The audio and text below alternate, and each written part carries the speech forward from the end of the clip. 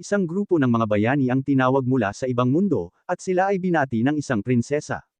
Sinusuri nila ang kanilang mga kapangyarihan, at lahat sila ay may mga natatanging kakayahan, tulad ng pamamaraan ng banal na espada, at kakayahang gumamit ng lahat ng uri ng mahika.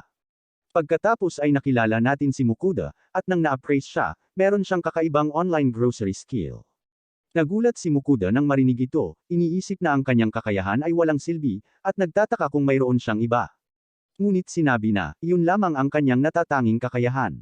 Nagiging wasak siya, at nagtataka kung bakit ang lahat ng iba ay nakakuha ng ganoong mga kasanayan. Sa kabila nito, sinabihan siya na kailangan pa rin niyang makipagkita sa hari.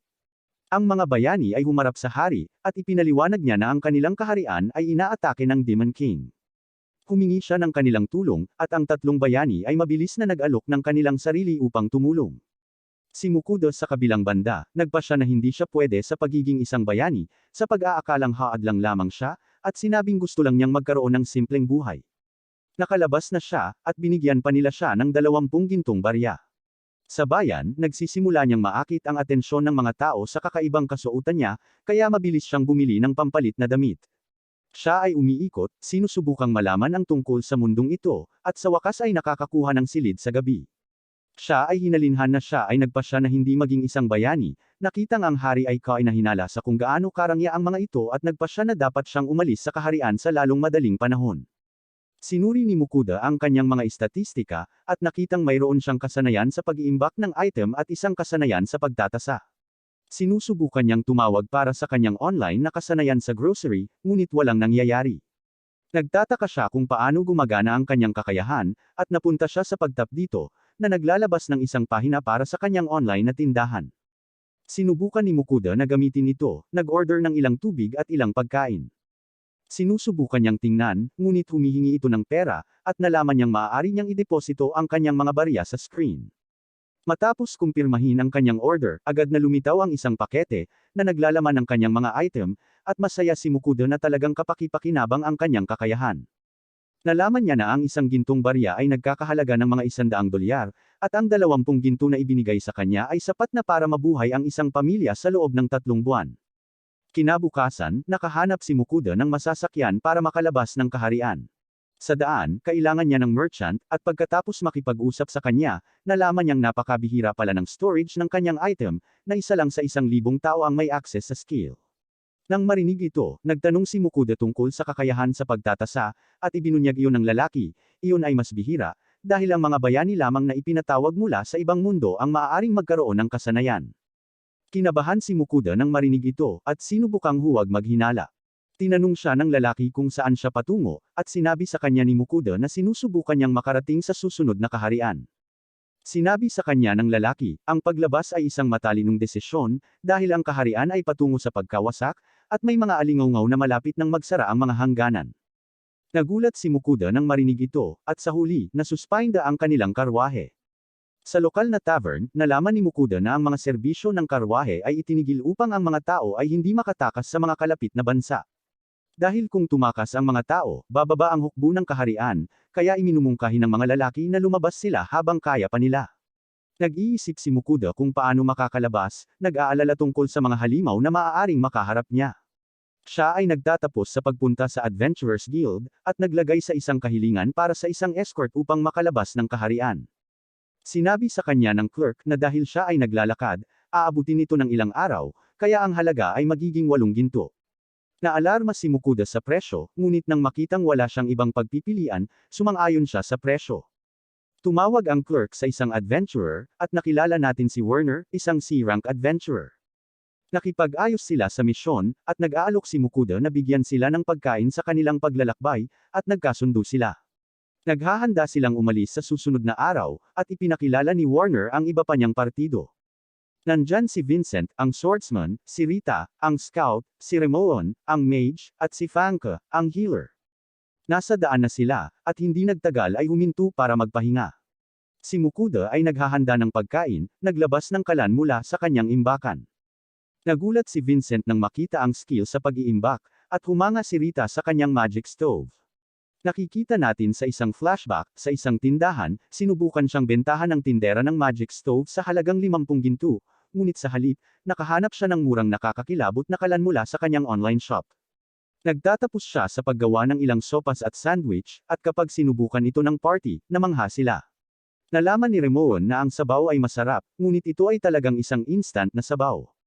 Nalaman nilang napakalambot ng tinapay, na tinatawag itong pinakamasarap na tinapay na natikman nila, at natutuwa silang kinuha ang misyong ito. Nagpatuloy ang grupo sa kanilang paglalakbay, ngunit inaatake ng ilang halimaw. Mabilis silang natalo ni Werner at Vincent, ngunit nagulat si Mukuda sa eksena. Habang sila ay pinapagaling, iniulat ni Rita na mayroong isang pulang baboy ramo sa unahan. Pinag-uusapan nila kung paano ito haharapin, ngunit bigla itong lumitaw, at nabigla si Mukuda sa laki nito. Sinabihan siya ni Werner na kumuha ng cover, at nagpatuloy sila sa pakikipaglaban sa baboy ramo. Ang baboy ramo ay natalo, at si Mukuda ay humanga sa kanilang lakas. Sila ay nagtatapos sa pagbabalat ng baboy ramo para sa balat at mga sungay nito, ngunit may labis na pangangailangan para sa kanila na dalhin, kaya iminungkahi ni Mukuda na ilagay ang karne sa kanyang imbakan. Nagpasya silang huminto para sa hapunan, at ang grupo ay naghihintay na kainin ang kanyang pagkain. Nagsisiksikan sila sa kanya upang manood, ngunit nag-aalala si Mukuda, na nagsasabing siya ay nahihiya. Pero sa totoo lang, ayaw niyang ipakita ang kanyang espesyal na kakayahan. Ginagawa niya ang pagluluto, pagsasama-sama ng bacon, repolyo, patatas, at kahit na pagdaragdag ng mga sausage upang lumikha ng masarap na nilaga. Ibinigay niya ang mga mangkok sa lahat, at habang kumakain sila, si Mukuda ay nagtataka kung hindi ba okay ito sa kanilang panlasa, ngunit sa lalong madaling panahon sila ay nagpupuno ng kanilang mga sarili, at lahat sila ay humingi ng higit pa. Nagulat si Mukuda na gusto nila ito, at inihayag ni Ramon na karaniwan silang kumakain ng maalog at matigas na tinapay kapag sila ay naglalakbay. Nararamdaman pa ni Rita na mas maganda ang hubog ng kanyang katawan, salamat sa pagkain. Naisip ni Mukuda na ito ay medyo kakaiba, at nagpa siya na gamitin ang kanyang kakayahan sa pagtatasa. Nagulat siya nang makitang pinalakas ni Rita ang mga estatistika, at nang masuri niya ang pagkain, nakita niyang nagbibigay ito ng buff. Nagsimulang mag-alala si Mukuda, iniisip kung may makakaalam, maaari siyang nasa panganib, kaya determinado siyang ilihim ito, ngunit may isang halimaw na nagmamasid sa kanila mula sa mga palumpong. Nagpatuloy ang party sa kanilang paglalakbay. Ilang araw ang layo mula sa susunod na kaharian, nagtayo sila ng kampo sa isang kagubatan at nagpasya si Mukuda na magluto ng ilan sa karne ng baboy ramo para sa kanilang hapunan. Sinimulan niya ang paghahanda ng karne, paghiwa-hiwain ito, at gumamit siya ng isang espesyal na sarsa mula sa kanyang tindahan upang magka-flavor ito. Habang sinisimulan niya itong lutuin, ang iba ay namangha sa amoy, at nakakaakit pa ito ng atensyon ng halimaw. Nang matapos si Mukuda, ang iba ay tumitig sa paghanga. Habang sinusubukan nila ito, sila ay agad na nasasarapan, na hindi pa nakatikim ng ganito dati. Pinupuri nilang lahat si Mukuda, ngunit nagpasalamat lang siya sa kanyang sikretong sarsa. Habang tinatalakay ni Mukuda ang kanyang paraan ng pagluluto, biglang napalitan ng takot ang kanilang mga mukha, at ang halimaw ay lumitaw mula sa kanyang likuran. Laking gulat nila nang makita ang isang fenrir, at kinausap sila nito, na hinihiling na magkaroon ng kaunting karne. Mabilis itong binigyan ni Mukuda ng isang plato, at kinakain ito ng isang kagat.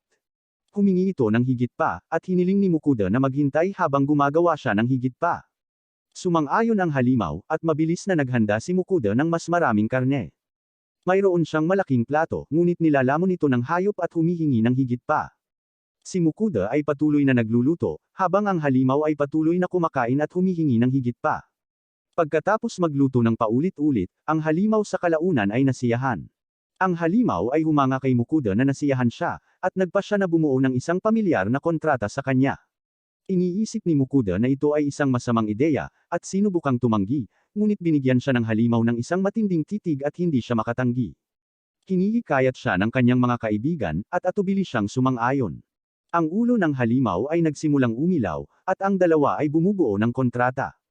Sa pamamagitan nito, sinabi ng halimaw kay Mukuda na siya na ngayon ang may pananagutan sa pag-aalaga sa kanya, umaasa ng 3 pagkain sa isang araw, at si Mukuda ay naiwang nabigla sa kung ano ang kanyang pinasok. Bilang bahagi ng kontrata, sinabihan siya ng halimaw na bigyan siya ng pangalan. Sinubukan ni Mukuda na mag-isip na may mga karaniwang pangalan ng aso, ngunit ang halimaw ay hindi humanga. Nakikita ito bilang isang fenrir, iminungkahi ni Mukuda ang pangalan na Fel, at sumang-ayon ang halimaw. Habang nagpapatuloy ang party, iniiwasan sila ng mga tao, at nag-aalala si Werner na hindi nila malalampasan ang border. Ipinaliwanag ni Rita na mayroong isang alamat kung saan sinisira ng isang Fenrir ang buong bansa, at sinabi ni Franca na tiyak na nangyari ito. Nagsimulang mag-alala si Mukuda, ngunit sinabi sa kanya ni Fel na sisirain niya ang sinumang manggugulo sa kanila, ngunit lalo lang silang kinakabahan. Mayroon silang pahinga para sa tanghalian, at habang naghahanda si Mukuda ng pagkain, napagtanto niyang wala na siyang karne. Nang humiling si Fel na magkaroon ng karne, sinabi ni Mukuda na kumakain siya ng labis, at sinabihan siyang kumuha ng sarili niyang pagkain. Sumang-ayon dito si Fel, at nagtungo sa kagubatan, iniwan ang natitirang bahagi ng partido na namangha na maaari na niyang utusan ang halimaw. Hindi nagtagal ay bumalik si Fel, nagdala ng isang rockbird, at nagulat si Werner, na sinasabi na ito ay isang B-rank na halimaw na karaniwan nilang nahihirapang talunin. Ang beacon clause nito ay mahalaga, at hinahayaan sila ni Fel na magkaroon ng mga materyales, basta't makuha niya ang karne. Si Mukuda ay nagsimulang maghanda ng kanilang tanghalian, tinatrato ito na parang manok. Gumagamit siya ng sarsa ng teriyaki para sa lasa. Siya ay nagse-serve sa partido, at si Fel ay nagtataka tungkol sa kanyang bahagi. Sinabi sa kanya ni Mukuda dahil marami siyang kinakain, kakailanganin niyang maghintay hanggang sa katapusan, at matiyag ang naghihintay sa kanyang turn. Malaking bahagi ang ginawa ni Mukuda para kay Fel, at masaya niyang kinakain ang lahat. Pagkatapos nito, ang partido ay nakarating sa hangganan ng kaharian ng Venom. Ang mga gwardya ay nasa mataas na alerto, at sinabi ni Werner na naghahanda sila para kay Fel. Sinabi niya sa kanila na maghintay habang siya ay bumababa upang ipaliwanag ang sitwasyon. Nagtataka si Mukuda kung magiging okay ba ito, at sa lalong madaling panahon sila ay ganap na napapalibutan. Ang komandante ay nag-aalala tungkol sa pagpapapasok ng isang halimaw na maaaring sirain ng isang bansa, ngunit sinabi ni Mukuda kay Fel na huwag magdulot ng anumang gulo, at sinabi ni Fel na sisirain lamang niya ang mga pumipinsala sa kanila. Ang mga sundalo ay namangha na maaari itong magsalita, at ang commander ay sumang-ayon na papasukin sila. Pagpasok nila, ipinakita ng mga partido ang kanilang guild card, ngunit si Mukuda ay wala nito, kaya napilitan siyang magbayad para makapasok. Sa wakas ay nakapasok sila, at binalaan ni Werner si Mukuda na hahabulin siya ng mga tao kapag narinig nilang mayroon siyang isang maalamat na pamilyar. Nawalan ng pag-asa si Mukuda, sa pag-aakalang nakalayo na siya sa politika, ngunit sinabi niyang hindi siya magtatagal, nagpaplanong magpatuloy sa paglalakbay at kumita ng pera gamit ang kanyang natatanging kasanayan sa grocery. Iminungkahi ni Werner na makatutulong na sumali sa isang guild, at isinasaalang-alang ni Mukuda ang Merchant Guild. Gayunpaman, itinuro ni Vincent na ang Adventurers Guild ay makakatulong sa pagbabalat at pagbili ng mga materyales mula sa mga hayop na hinahunting ni Fel. Kaya't nagpupumilit si Mukuda na magdesisyon, ngunit sinabi ni Franca na bagaman hindi ito karaniwan, posible na magrehistro lamang para sa parehong mga guild. Ang partido ay tumungo sa bayan, at si Mukuda ay tinamaan ng isa pang bayad. May isang lingkod na agad na bumati sa kanya, nag-aanyaya sa kanya na makilala ang konde, bilang isang maalamat na beast tamer. Ayaw sumama ni Mukuda at sinubukang tanggihan siya, ngunit ang lalaki ay mapilit na nagsasama sa kanya. Gayunpaman, nang lumapit si Fel, pinagbantaan niya ang lalaki, na tumakbo palabas na takot na takot. Nag-aalala si Werner tungkol sa paggawa ng isang kaaway, ngunit sinabi ni Fel na kakayanin niya ang anumang ibato nila sa kanila. Iminumungkahi ni Vincent na kailangan nila ng dragon para makalaban kay Fel. Taking gulat ni Mukuda nang malaman na mayroong mga dragon, at sumang-ayon si Fel na ang isang dragon ay ang tanging bagay na maaaring tumugma sa kanya, na nagsasabing minsan ay nakipaglaban siya sa 400 taon na ang nakalilipas. Sinabihan ni Werner si Mukuda na mag-sign off sa kanilang trabaho, at nagulat si Mukuda na naiintindihan niya ang wika, sa pag-iisip na ito ay isang kasanayan ng mga pinatawag na bayani. Ang grupo ay nagpapasalamat sa kanya para sa lahat ng masasarap na pagkain, at ang party ay naghiwalay ng daan. Tumungo si Mukuda sa Merchant Guild at sinubukan siyang iwasan ng mga tao sa paligid. Pagpasok niya ay napalingon sa kanya ang lahat, kinakabahan sa gilid ni Fel. Hiniling ni Mukuda na sumali sa guild, at ipinaliwanag ng clerk na mayroong 5 antas ng mga mangangalakal, na tumutukoy sa antas ng mga bayarin at buwis. Inaalok niya sa kanya ang iron rank, at ibinigay sa kanya ang kanyang guild card. Nang maglaon, nalaman ni Mukuda na ang mga halimaw ay hindi pinapayagang manatili sa inn, ngunit mas interesado si Fel sa kung ano ang para sa hapunan. Sinimulan ni Mukuda ang paghahanda ng karne, ngunit biglang nagustuhan ng rice, kaya kumuha siya ng isa pang kalan mula sa kanyang tindahan. Habang nagluluto siya, sabik na nanunood si Fel. Tinapos niya ito ng isang sarsa, at kinain ito ni Fel, na nakitang masarap ito. Binibigyan siya ni Mukuda ng isa pang steak, ngunit napansin ni Fel ang pagbabago sa lasa. Inihayag ni Mukuda na mayroon siyang iba't ibang mga sarsa, at namangha si Phil na ang parehong karne ay maaaring ganap na magkaiba ang lasa.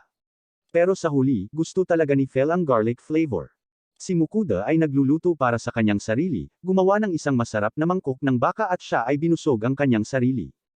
Habang nagpapahinga si Mukuda para sa gabi, mabilis niyang inihanda ang mga paninda na plano niyang ibenta. Kinabukasan, bumalik si Mukuda sa Merchant Guild, gustong ibenta ang ilan sa kanyang mga paninda. Nang tingnan ng clerk kung ano ang mayroon siya, nagulat siya at tumakbo palayo. Nagtataka si Mukuda kung may problema, na nauwi siya sa pag-imbita sa kanya sa loob. Nakipagpulong siya sa guildmaster, na sinusuri ang kanyang mga paninda. Ang guildmaster ay nagsasabi sa kanya na ang kalidad ng kanyang asin at paminta ay katangi-tangi, angkop din ito para sa isang hari. Nagtataka siya kung paano nakatagpo ng naturang produkto si Mukuda, at lumalabas na binili niya lang ito sa kanyang tindahan, ngunit sinabi ni Mukuda na nakita niya ito sa kanyang paglalakbay, at iginagalang ng guildmaster ang kanyang privacy. Nag-aalok ang guildmaster na bilhin ang lahat para sa 14 na ginto, nakakagulat kay Mukuda, dahil 5 tanso lang ang halaga nito sa kanya bawat isa. Habang isinasaalang-alang niya ang halaga ng palitan, iniisip ng guildmaster na siya ay nag-aatubili, at nagtatapos sa pag-aalok ng mas maraming pera, na pinapataas ang kanyang alok hanggang sa 17 ginto, at tinanggap ni Mukuda ang deal. Hindi siya makapaniwala kung gaano kadaling kumita ng pera, at ngayon ay hindi na niya kailangang mag-alala tungkol sa pagkakakitaan ng ilang sandali. Siya ay tumungo sa Adventurers Guild sa susunod, at ang kapaligiran ay ganap na naiiba. Sinabi niya sa clerk na gusto niyang sumali, ngunit hindi siya interesado at binigay lang sa kanya ang isang form. Pagkatapos niyang punan ito, inihagis niya sa kanya ang kanyang card, na sinasabing magsisimula siya sa G-rank, at iniisip niya kung maaari siyang magkaroon ng paliwanag tungkol sa guild. Kinuha ng batang babae, at ipinaliwanag na ang mga adventurer ay nireranggo mula G hanggang S rank. Magagawa niyang kumuha ng mga misyon hanggang sa isang antas na mas mataas kaysa sa kanyang ranggo, at walang pananagutan ang guild sa anumang pinsala o kamatayan. Tinitingnan ni Mukuda ang job board, at nakahanap ng madaling misyon sa pangangalap ng halaman upang magsimula. Kinabukasan, nagsimulang maghanda si Mukuda, naghahanda para sa kanyang misyon, ngunit pinandilatan siya ni Phil, hinihiling na oras na para sa almusal. Nakarating ang dalawa sa bukid, ngunit sinabi ni Phil na gutom pa rin siya. Walang sapat na sangkap, kaya sinabi sa kanya ni Mukuda na dapat siyang manghuli muli. Sumang-ayon si Phil, ngunit nag-aalala tungkol sa kaligtasan ni Mukuda kung wala siya, na sinasabing nararamdaman niya na may mga halimaw sa paligid. Sinabihan siya ni Phil na huwag mag-alala, na naglalagay ng protection na barrier sa kanya. Nagmadali siyang umalis, sinabihan si Mukuda na maghanda ng tanghalian para sa kanya. Sinimulan ni Mukuda ang kanyang paghahanap, naghahanap ng kanyang mga halamang gamot, ngunit ito ay isang madaling gawain para sa kanya, dahil magagamit niya ang kanyang kakayahan sa pagtatasa sa field upang madaling mahanap ang tamang mga halamang gamot. Madali niyang nakumpleto ang misyon, at iniisip pa niya kung makakakuha siya ng mas malaking reward sa pagkolekta ng higit sa hiniling na halaga. Nang matapos ang kanyang misyon, nagpasya siyang magsimulang magluto ng tanghalian. Dahil wala na siyang karne, nagpasya siyang gumawa ng murang pagkain na mabibili niya sa kanyang tindahan, na spaghetti pala. Habang naghahanda siya ng pagkain, bumalik si Phil na may dalang rockbird, na nagsasabing nasiyahan siya sa teriyaki noong isang araw. Sinabi niya na nanghuli rin siya ng iba pang mga halimaw, ngunit hindi niya madala ang mga ito ng sabay-sabay, ngunit sinabi sa kanya ni Mukuda na maaari nilang kunin ito mamaya. Tinapos ni Mukuda ang paghahanda ng spaghetti, ngunit naaalala ang huling sangkap, na kumukuha ng ilang Parmesan cheese. Nakita ni Phil na kakaiba ang spaghetti, ngunit ipinaliwanag ni Mukuda na ito ay pagkain mula sa kanyang sariling mundo. Nang sinubukan ito ni Phil, nagulat siya, nasiyahan ito kahit na walang gaanong karne. Sinabi sa kanya ni Mukuda na subukan ang cheese powder, at si Phil ay namangha sa mas mayaman na lasa. Nagtapos si Phil na gumawa ng kalat, nalagay ang sarsa sa kanyang mukha, habang si Mukuda ay tumatawa sa nakita. Biglang nabigla si Mukuda nang makita niya ang bundok ng mga halimaw na hinanting ni Phil. Mayroong lahat ng uri ng mga halimaw, at sinimulan ni Mukuda na ilagay ang mga ito sa kanyang imbakan. Nagtataka siya kung nakakain ang lahat nang nakilala niya ang isang orc, ngunit sinabi sa kanya ni Phil na ang mga orc ay itinuturing na delicacies, sa pangkalahatan ay tinatroto lamang sila bilang mga naglalakad na baboy. Sa lahat ng mga halimaw na nakaimbak, oras na para bumalik sa bayan. Tumungo si Mukuda sa Adventurers Guild, at ibigay ang mga halamang gamot. Ang batang babae ay nagulat na siya ay may napakaraming, sinabi na siya ay maaaring nakakuha ng mapalad, at binayaran siya ng 9 na pilak para sa mga halamang gamot. Pagkatapos ay nagtanong si Mukuda tungkol sa pagbibenta ng mga halimaw, na ikinagulat ng babae, ngunit itinuro niya si Fel, at ang babae ay natigilan nang makita siya. Mabilis niyang nabawi ang kanyang katinoan, at itinuro siya sa guild butcher. Si Mukuda ay naglabas ng isang orc, at ang lalaki ay nag-aalala tungkol sa espasyo, kaya pumunta sila sa likod. Sinabi ng butcher kay Mukuda na narinig niya ang tungkol sa kanya mula sa mga alingaw sa paligid ng bayan. Inilabas ni Mukuda ang bundok ng mga halimaw, na ikinagulat ng lalaki sa dami, at mayroon ding ilang A-rank monsters. Hiniling sa kanya ni Mukuda na balatan ang lahat ng mga halimaw, na nagsasabing ibebenta niya ang lahat ng mga materyales maliban sa karne. Sa napakaraming halimaw, sinabihan siya ng butcher na bumalik sa susunod na araw. Hiniling sa kanya ni Mukuda na balatan ang isa sa mga halimaw upang magkaroon sila ng hapunan, kaya inihanda ng lalaki ang isa sa mga orc para sa kanya. Si Mukuda ay nagsimulang maghanda ng hapunan, at nalaman natin na ang kanyang kakayahan sa pag-iimbak ay maaaring pigilan ang kanyang pagkain mula sa pagkasira. Pinutol niya ang karne ng orc, pinahiran ito ng harina at pinirito. Tinatapos niya ito ng natirang sauce mula sa tanghalian na iyon.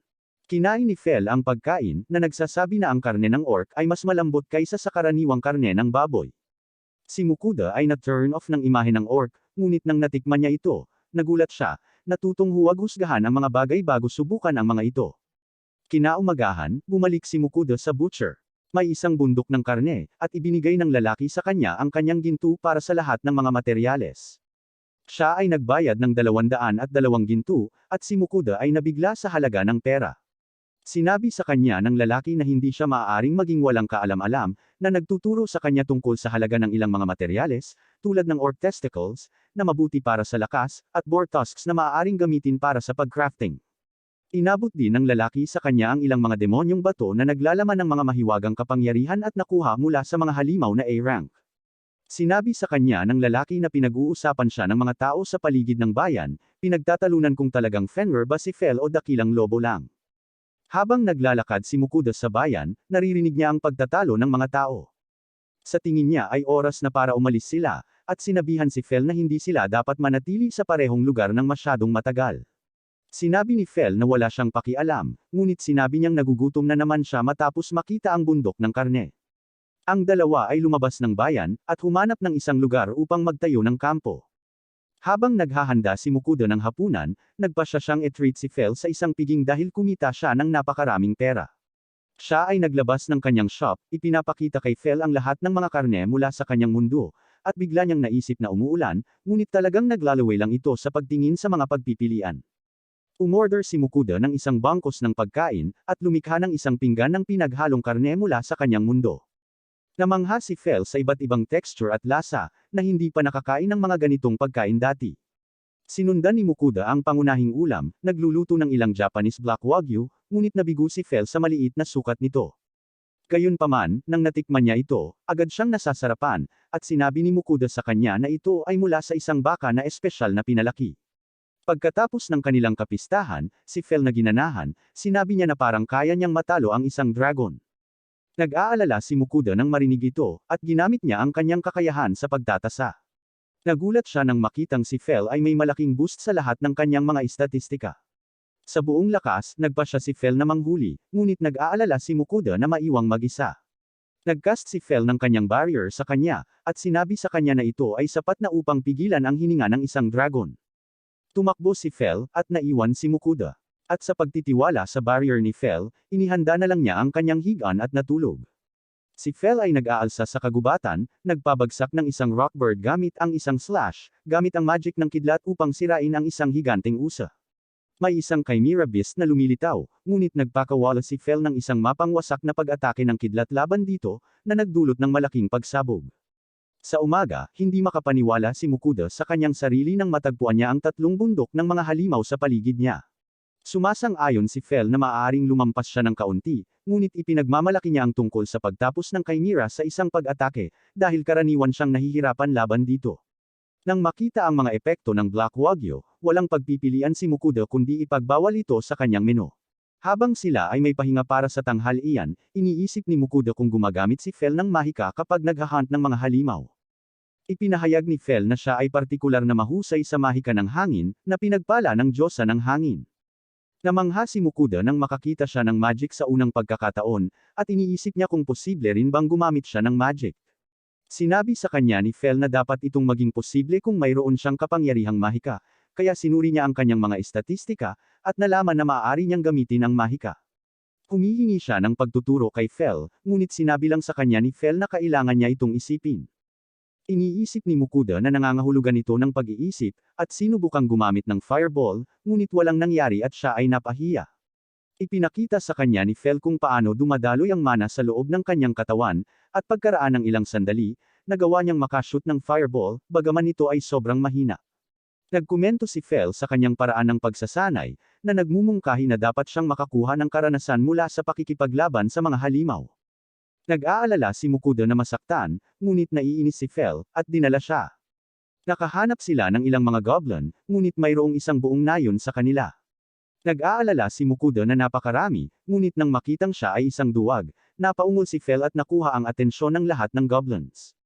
Nagsimula silang habulin, at sinabi sa kanya ni Fel na wala na siyang pagpipilian kundi ang lumaban. Umalis siya upang hanapin ang boss ng goblin, at naiwan si Mukuda na mag-isa. Umaatake si Mukuda gamit ang kanyang fireball, ngunit habang sinusubukan niyang tumakbo, nadapa siya. Habang tumatalon sa kanya ang isang goblin, talagang protektado siya ng barrier ni Fel.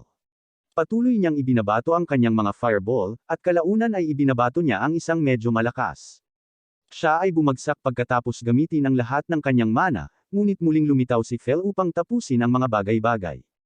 Paggising niya, may trauma siya sa karanasan, pero sabi ni Fel, dapat niyang pasalamatan siya sa pagtulong sa kanya na gumamit ng magic at pakiramdam niya ay nag-level up na siya.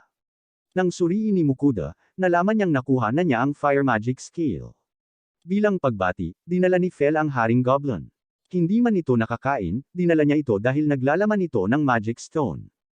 Nang makitang ang kanyang magic stones ay maaaring ipagpalit ng maraming pera, naisip ni Fel na dapat siyang gantimpalaan ng isa pang pista, lalo na ang pagnanais na muli ng Wagyu steak, ngunit tinanggihan ni Mukuda ang kahilingan.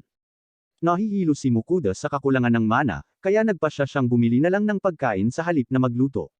Ito ay isang assortment ng matamis na tinapay, ngunit gusto ni Fel na magkaroon ng karne sa halip. Iginiit ni Mukuda na siya ay sobrang pagod, kaya pumayag si Fel para sa tinapay. Sa kabila ng hindi pagiging karne, nakita niyang masarap ito, at humihingi pa siya ng higit pa. Sinabi sa kanya ni Mukuda na kapag kumain siya ng masyadong maraming matamis, maaari siyang magkaroon ng mga cavity o diabetes, ngunit sinabi sa kanya ni Fel na imposible iyon, dahil pinagpala siya ng Diyosa ng hangin. Siya ay immune sa anumang sakit at iba pang karamdaman. Natutuwa si Fel tungkol sa pagiging mapalad, at iniisip ni Mukuda na hindi ito patas dahil napakalakas na niya. Nakikiusap si Mukuda na pagpalain din siya, at nakita natin na tila nanunood ang Diyosa. Nagkaroon ng kaguluhan sa susunod na bayan, nang lumapit si Mukuda kasama si Fel. Mabilis niyang ipinakita ang kanyang guild card, na nagsasabing si Fel ang kanyang Great Wolf Familiar. Nang sinubukan ni Fel na itama ang mga ito, sumama si Mukuda sa pagtawag sa kanya ng isang Great Wolf upang hindi sila makaakit ng pansin. Bigla siyang kinausap ni Fel ng telepathically, inis na tawagin siyang Great Wolf. Binalaan siya ng gwardya na siya ang mananagot sa mga problemang idudulot ni Fel. Nang makarating sila sa loob ng bayan, iminungkahi ni Mukuda na kailangan nilang maghanap ng mapa, para malaman nila kung saan sila pupunta. Bumisita si Mukuda sa isang tavern. Mayroong isang grupo ng mga maingay na adventurer, at si Mukuda ay lumapit sa isang grupo upang magtanong. Nag-order siya ng isang round ng inumin para sa mesa, at masaya silang nakikipag-usap sa kanya at sinabi nila sa kanya ang tungkol sa iba't ibang kaharian.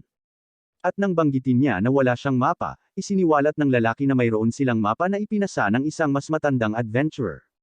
Ipinakita nila ito sa kanya at sinabing dahil kabisado na nila ito, nag-aalok sila na ibenta ito sa kanya para sa isang ginto. Sumang-ayon si Mukuda na bilhin ito, at naghiwalay sila ng landas.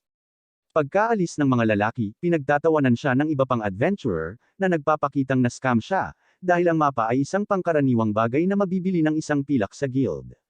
Kinomfort siya ni Fel, na nagsasabing kikita sila ng mas maraming pera, at nagpasya si Mukuda na tumungo sa silangan, sa bansang katabi ng dagat, ngunit mas interesado si Fel sa seafood na kanilang makakain. Samantala, ang Diyosa ng hangin na si Ninlil, ay nagbabantay kay Fel, at na-curious siya tungkol kay Mukuda na nakagawa ng kontrata sa kanya. Nakikita niya ang lahat ng matatamis na kinakain nila, gusto niyang matikman ang mga ito para sa kanyang sarili, ngunit alam niyang hindi siya dapat basta-basta makialam sa mundo. Gayunpaman, ang pag-iisip tungkol dito ay sobra-sobra, at ito ay nagpapagalit sa kanya. Lumilipad ang dalawa sa kagubatan hanggang sa huminto si Fel. Napansin ni Fel na natatakpan siya ng mga pinsala, ngunit sinabi sa kanya ni Mukuda na ito ay dahil mabilis siyang tumakbo sa kagubatan. Iniisip niya kung nakarating na sila sa dagat, ngunit sinabi sa kanya ni Fel na huminto siya sa isang lawa, dahil nanabik siya sa isda. Nagtataka si Mukuda kung paano sila makapangisda ng walang pambingwit, ngunit ginagamit ni Fel ang kanyang mahika sa kidlat sa lawa, at lumutang ang lahat ng isda sa ibabaw. Sinimulan ni Mukuda ang pagkolekta ng mga isda, nakahanap ng ilang trout, at nagtataka siya kung ito ay katulad ng isda mula sa Earth. Sinabihan siya ni Fel na kolektahin ang kulay rosas na isda, na sinasabi na ito ay nagpapakiliti sa kanyang dila. Iniisip ni Mukuda na ang kulay ay kahina-hinala, at nang na-appraise niya ito ay lumabas na isang makamandag na isda. Ibinalik niya ito at tumanggi itong lutuin, ayaw niyang maghalo ng lason sa kanyang luto, kaya walang choice si Fel kundi pumayag. Nagsimula siya ng apoy, at habang bumibili siya ng iba pang sangkap, patuloy siyang pinipilit ni Fel na bumili ng karne, ngunit patuloy siyang tinatanggihan ni Mukuda. Sinimulan ni Mukuda ang paghahanda ng isda, nagpasalamat sa isang serye ng video na pinanood niya tungkol sa pagluluto ng isda. Hinihiwa niya ang isda at nililinas ito ng maigi. Matapos tuhugan at lagyan ng asin, inilagay niya ito sa apoy para ihaw. Nagluluto siya ng ilang ulam ng isda, at nang natikman nila ang pagkain, pareho silang nasasarapan. Kinain ni Fel ang pagkain, at si Mukuda ay nagbubukas pa ng beer para sumama sa isda. Nauwi sila sa pagkabusog. Nagulat si Mukuda nang bigla siyang bumangga sa isang asul na slime. Sinabihan siya ni Fel na huwag matakot dahil mahina ito. Sinundot ito ni Mukuda, pakiramdam na para itong halaya, at nag-high five sa kanya ang slime. Tinitingnan niya ang mga estatistika nito, at ito ay napakahina, na ipinanganak lamang 3 araw ang nakalipas. Tumataas baba ito, at iniisip ni Mukuda kung gutom na ba ito, ngunit wala na siyang pagkain. Ang slime ay nagtatapos sa pagkain ng isang bote, at sinabi ni Phil na ang mga slime ay maaaring kumain ng mga bato. Nagsisimula itong kumain ng iba pang basura, ngunit nang makuha nito ang kawali, mabilis itong pinigilan ni Mukuda. Ngunit sa huli, masaya si Mukuda na makakain nito ang lahat ng kanyang basura, at ang slime ay tila masaya na purihin. Sinimulan niya itong alagaan at sinabi sa kanya ni Fel na naging pamilyar na ito. Na-confused si Mukuda dahil hindi siya gumawa ng kontrata. Sinabi ni Fel na sapat na ang pagtanggap sa nararamdaman nito, at nang suriin niya ang kanyang status, naging pamilyar na ito. Sinabihan siya ni Fel na pangalanan ito, at tinawag ito ni Mukuda na Soy. Pagkalipas ng ilang araw, sinimulan ni Mukuda na matutunan ang Earth Magic, ngunit nagpupumilit siyang bumaril kahit isang maliit na bato. Iminumungkahi ni Fel na kailangan niya ng higit pang hands-on na karanasan, ngunit si Mukuda ay na-trauma pa rin dahil sa paghabol ng mga goblins, at talagang tumanggi. Nagpahinga si Mukuda, at sinubukan ni Soy na kainin ang kanyang bote. Napansin ni Mukuda na lumalaki na siya at nasa level 8 na siya. Iniisip niya kung ang pagkain ng mga bagay mula sa kabilang mundo ay magbibigay ng mga benepisyo, tulad ng ginagawa ng pagkain. Nagsimulang magutom muli si Fel, at gumawa si Mukuda ng orc meat bowl para sa kanya, at gumawa pa ng bowl para kay Soy. Tinatangkilik ni Mukuda ang isang mangkok para sa kanyang sarili, ngunit mabilis na humiling si Fel ng ilang higit pa, at kahit si Soy ay humingi ng higit pa. Pagkatapos ng kanilang hapunan, tumulong si Soy sa paglilinis ng mga pinggan, natunaw lamang ang mga scrap ng pagkain, at nagpapasalamat si Mukuda sa kanyang tulong. Siya ay nagpasya na magkaroon ng dessert, upang sumama sa unang pagkain ni Soy, at siya ay nagsilbi sa kanila ng ilang dorayaki, na isang pastry na may matamis na pulang binfil. Mukhang natutuwa si Soy, at natutuwa si Mukuda. Sa umaga, nakatanggap si Fel ng mensahe mula sa Diyosa, at nang magising si Mukuda, ibinahagi niya ang mensahe na natanggap niya. Sinabi niya sa kanya na ang Diyosa ng hangin na si Ninlil ay handang pagpalain siya, ngunit may ilang mga kondisyon. Sinabi niya sa kanya na kailangan niyang manalangin at mag-alay ng mga matatamis mula sa kabilang mundo minsan sa isang linggo. Sinabi pa ni Fel sa kanya na imposibleng mabigyan siya ng buong basbas, kaya kaunting basbas lang ang ibibigay niya, ngunit sapat pa rin ito para maging immune siya sa lahat ng status ailments, at mapalakas pa ang kanyang magic. Naisip ni Mukuda na ito ay isang mahusay na deal at agad na nagpa siya na tanggapin ito. Nagtataka siya kung paano siya makakapagdasal at makakapag-alay, ngunit sinabi sa kanya ni Fel na maaari niyang gamitin ang anumang bagay bilang isang altar, kahit na isang bato sa lupa, hanggat ang kanyang damdamin ay naipaparating. Para sa unang handog, sinabi sa kanya ni Fel na gusto niya ang dorayaki, pati na rin ang ilang cream at melon na tinapay. Hindi makapaniwala si Mukuda na humihingi siya ng mga partikular na bagay, ngunit nagtatapos sa paghahanda ng mga ito at pag-aalok ng mga ito sa Diyosa. Naglalaho ang mga bagay, at natatanggap niya ang pagpapala. Samantala, nahawakan ni Ninlil ang mga matamis, at hindi siya makapaniwala kung gaano ito malambot at matamis. Mabilis niyang nilalamon ito, at nagiging malungkot kapag natapos na. Sinubukan niya ang ilang kape na ipinadala ni Mukuda at nakita niya na ang pait nito ay perpektong pares sa matamis. Inabot niya ang iba pang matamis, ngunit sa tingin niya ay dapat niyang itabi ang mga ito. Pero sa huli, hindi niya mapigilan ang sarili, at nilalamon na lang silang dalawa. Bumalik sa pagsasanay ni Mukuda, nagagawa niyang bumaril ng isang mas malaking bato, na may higit na bilis at puwersa, salamat sa kanyang pagpapala.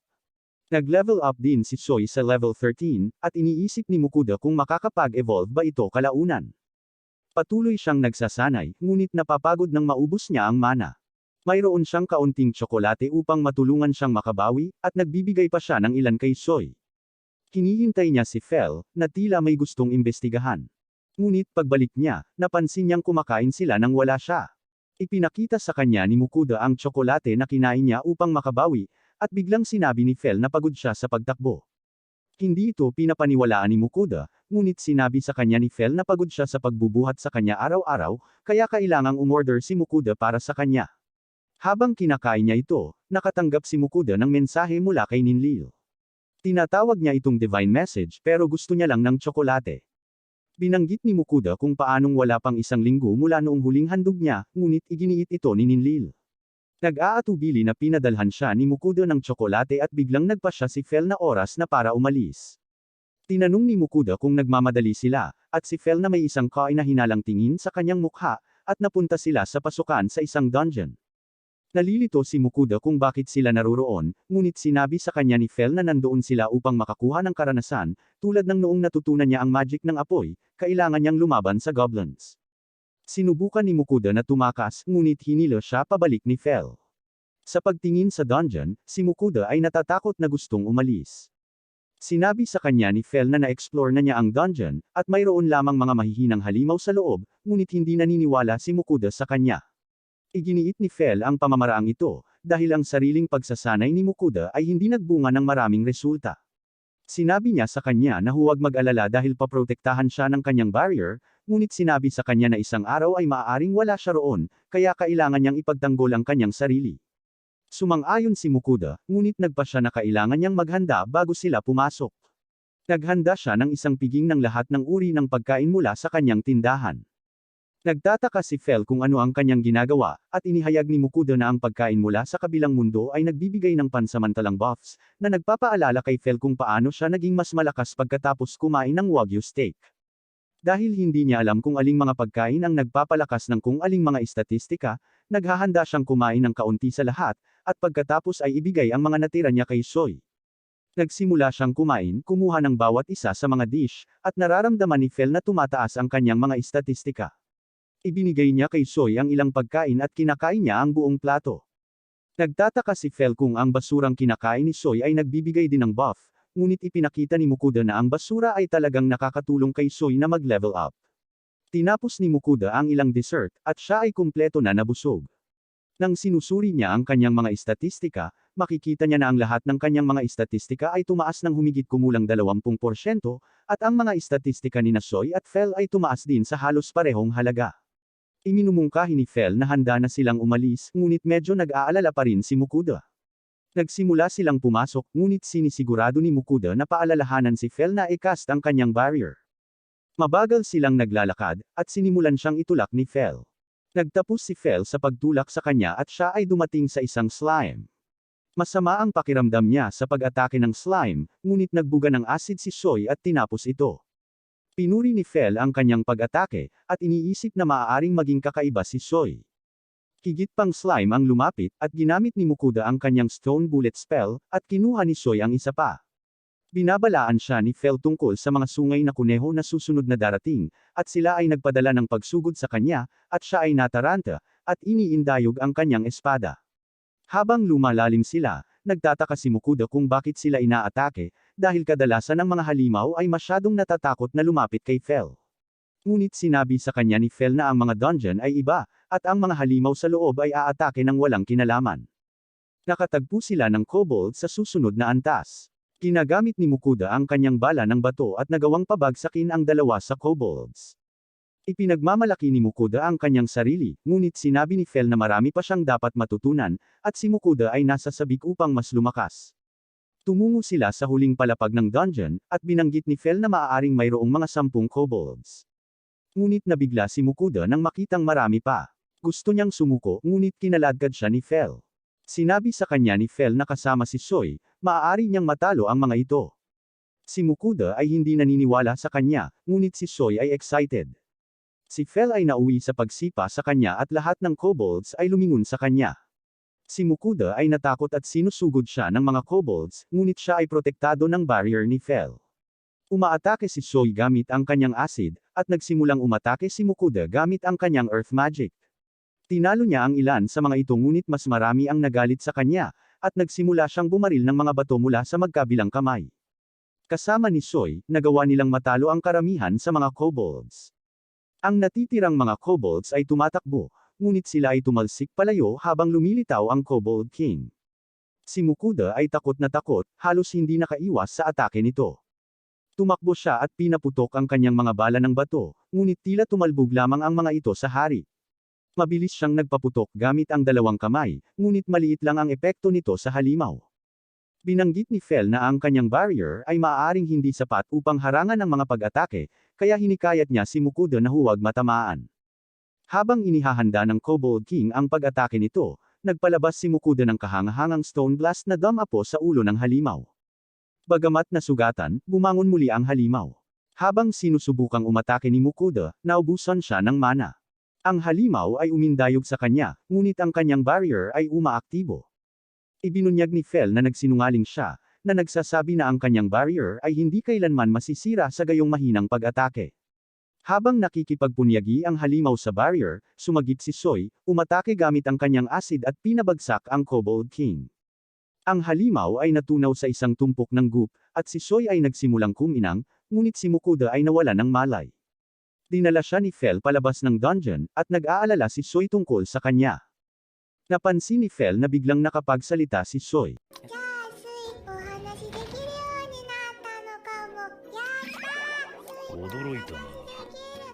Hindi makapaghintay si Soy na makipag-usap kay Mukuda, at iniisip kung kailan siya magigising.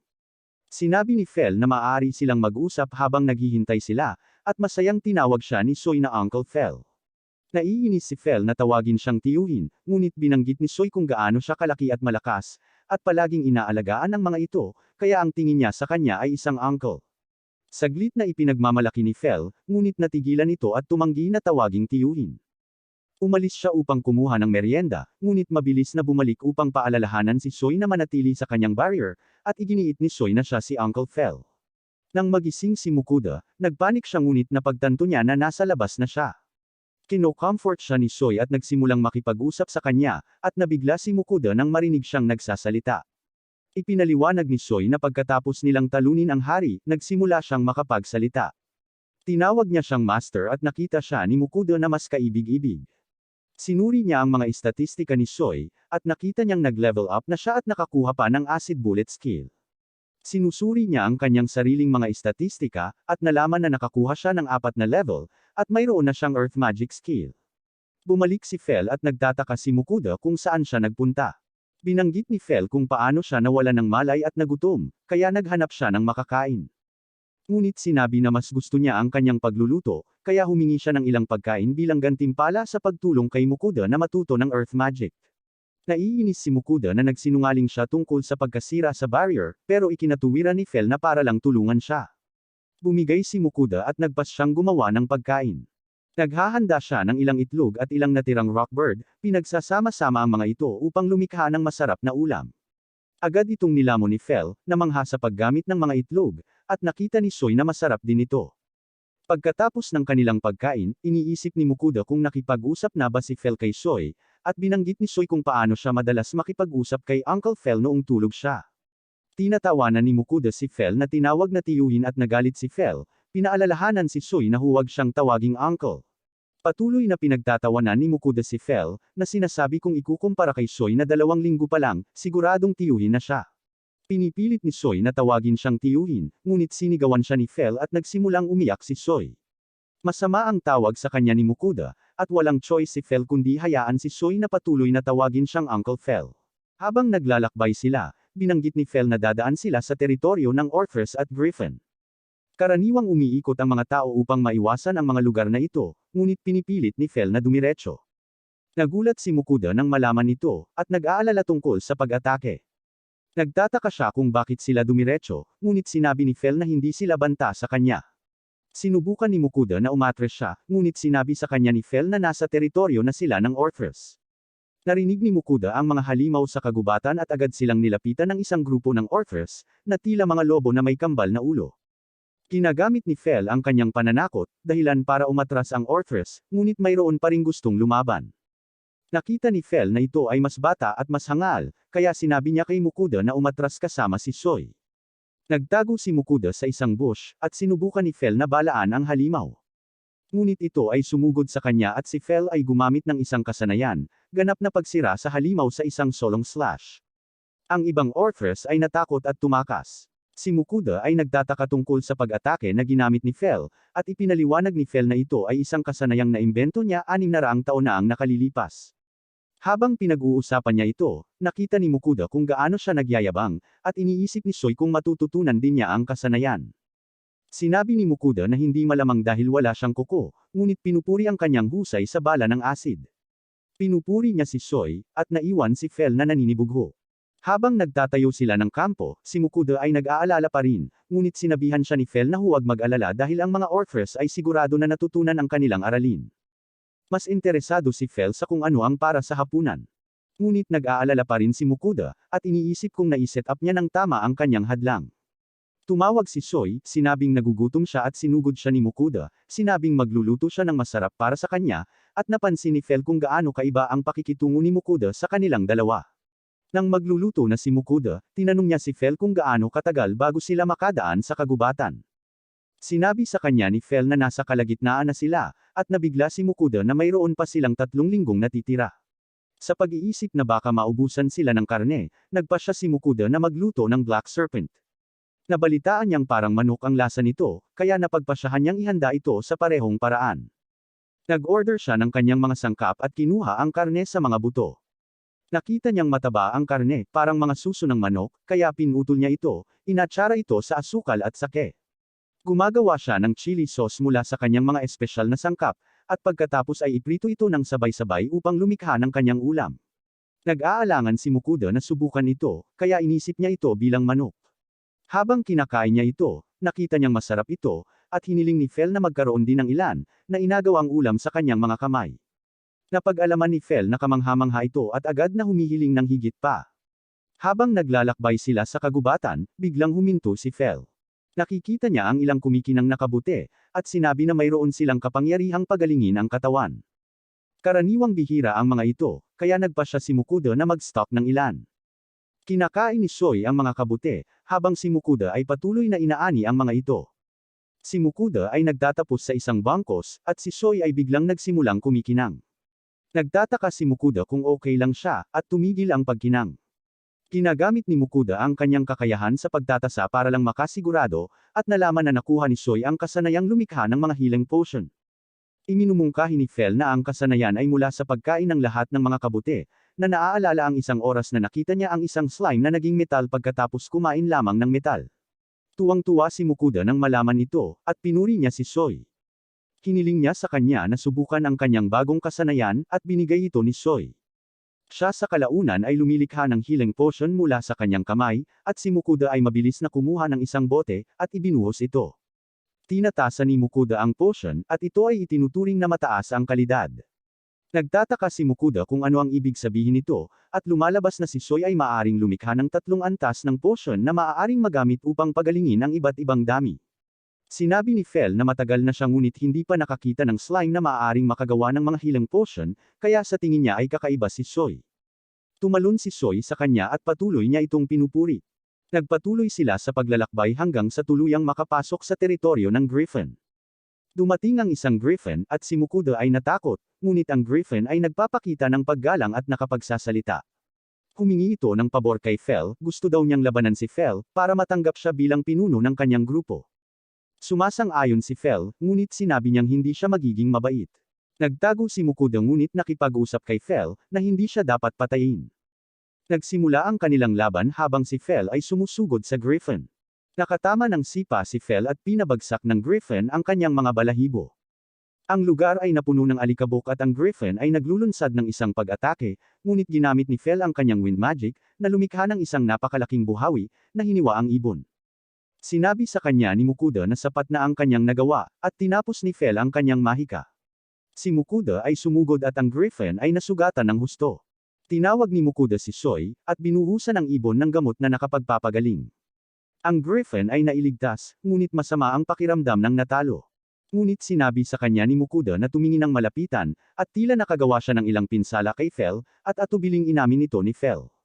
Ang Griffin ay sumisigaw, at ang iba pa niyang kawan ay sumama sa kanya. Siya ay tinanggap bilang pinuno, at bilang pasasalamat, binigay niya kay Mukuda ang isa sa kanyang mga balahibo, na sinasabing hindi nila kakainin ang kanyang mga descendants. Umalis ang mga Griffin, at nag-set up sila para sa isa pang gabi. Humingi si Fel ng maraming karne pagkatapos gamitin ang kanyang enerhiya sa pakikipaglaban, ngunit binanggit ni Mukuda kung paano siya nakakakuha ng marami araw-araw. Nagpasya si Mukuda na lutuin ang natitira nilang karne, at pinirito niya ang ilang karne ng orc. Masayang nilalamon ni na Fel at Soy ang pagkain, ngunit nag-aalangan si Mukuda, naaalala kung ano ang hitsura ng mga orc. Pero sa huli, baboy lang ito, at lahat sila ay masayang kumakain. Pagkatapos ng kanilang pagkain, iniisip ni Fel kung nag-aalay siya kay Ninlil, ngunit tila nakalimutan ni Mukuda. Saway sa kanya ni Fel, at makikita natin na naghihintay si Ninlil.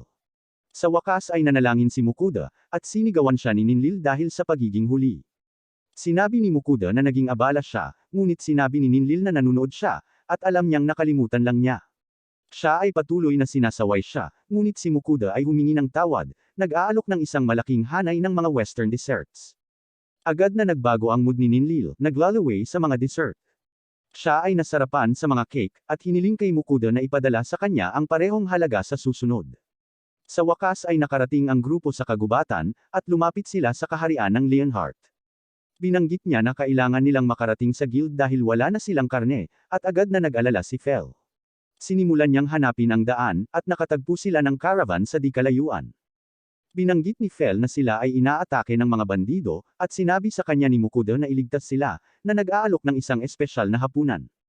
Si Fel ay nag-dash off, nasa sabik sa alok. At nakikita natin na sa caravan, ang mga tao ay nakikibakaw laban sa mga bandido. Dumating si Fel, nagpakawala ng nakakabinging ugong na naging dahilan ng pag-freeze ng lahat. Sinabi niya sa mga bandido na sumuko o kung hindi, at ibinaba nilang lahat ang kanilang mga sandata. Nahuli silang lahat, at nakilala natin si Lambert, ang may-ari ng caravan, at si Lars, ang pinuno ng pangkat ng adventurer. Nagpasalamat sila sa kanyang tulong, at nagulat sila nang makilala ang taong pinag-uusapan ng lahat ng mga chismis. Nagtataka si Mukuda kung saan sila patungo, at sinabi ni Lambert na sila ay patungo sa lungsod ng Carolina. Ipinahayag ni Mukuda na bago sila sa lugar, kaya hiniling niyang maglakbay kasama sila. Pakiramdam ni Lambert ay mas ligtas na kasama siya at tinatanggap silang sumama sa kanya. Habang sumasali si Mukuda sa escort, narinig niya ang pagtatalo ng mga gwardya kung si Fel ay isang Fenrir o isang dakilang lobo.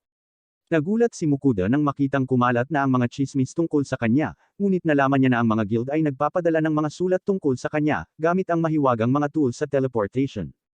Tila nakatutok ang lahat kay Fel, ngunit nag-aalala si Mukuda tungkol sa pagtagas ng kanyang pagkakakilanlan bilang isang summon hero, kasama ang kanyang imbakan ng item at mga kasanayan sa shop. Napagtanto niya na ang mga maharlika ay tila may higit na interes kay Fel, at umaasa siyang walang susubok ng anuman sa bagong kaharian na ito.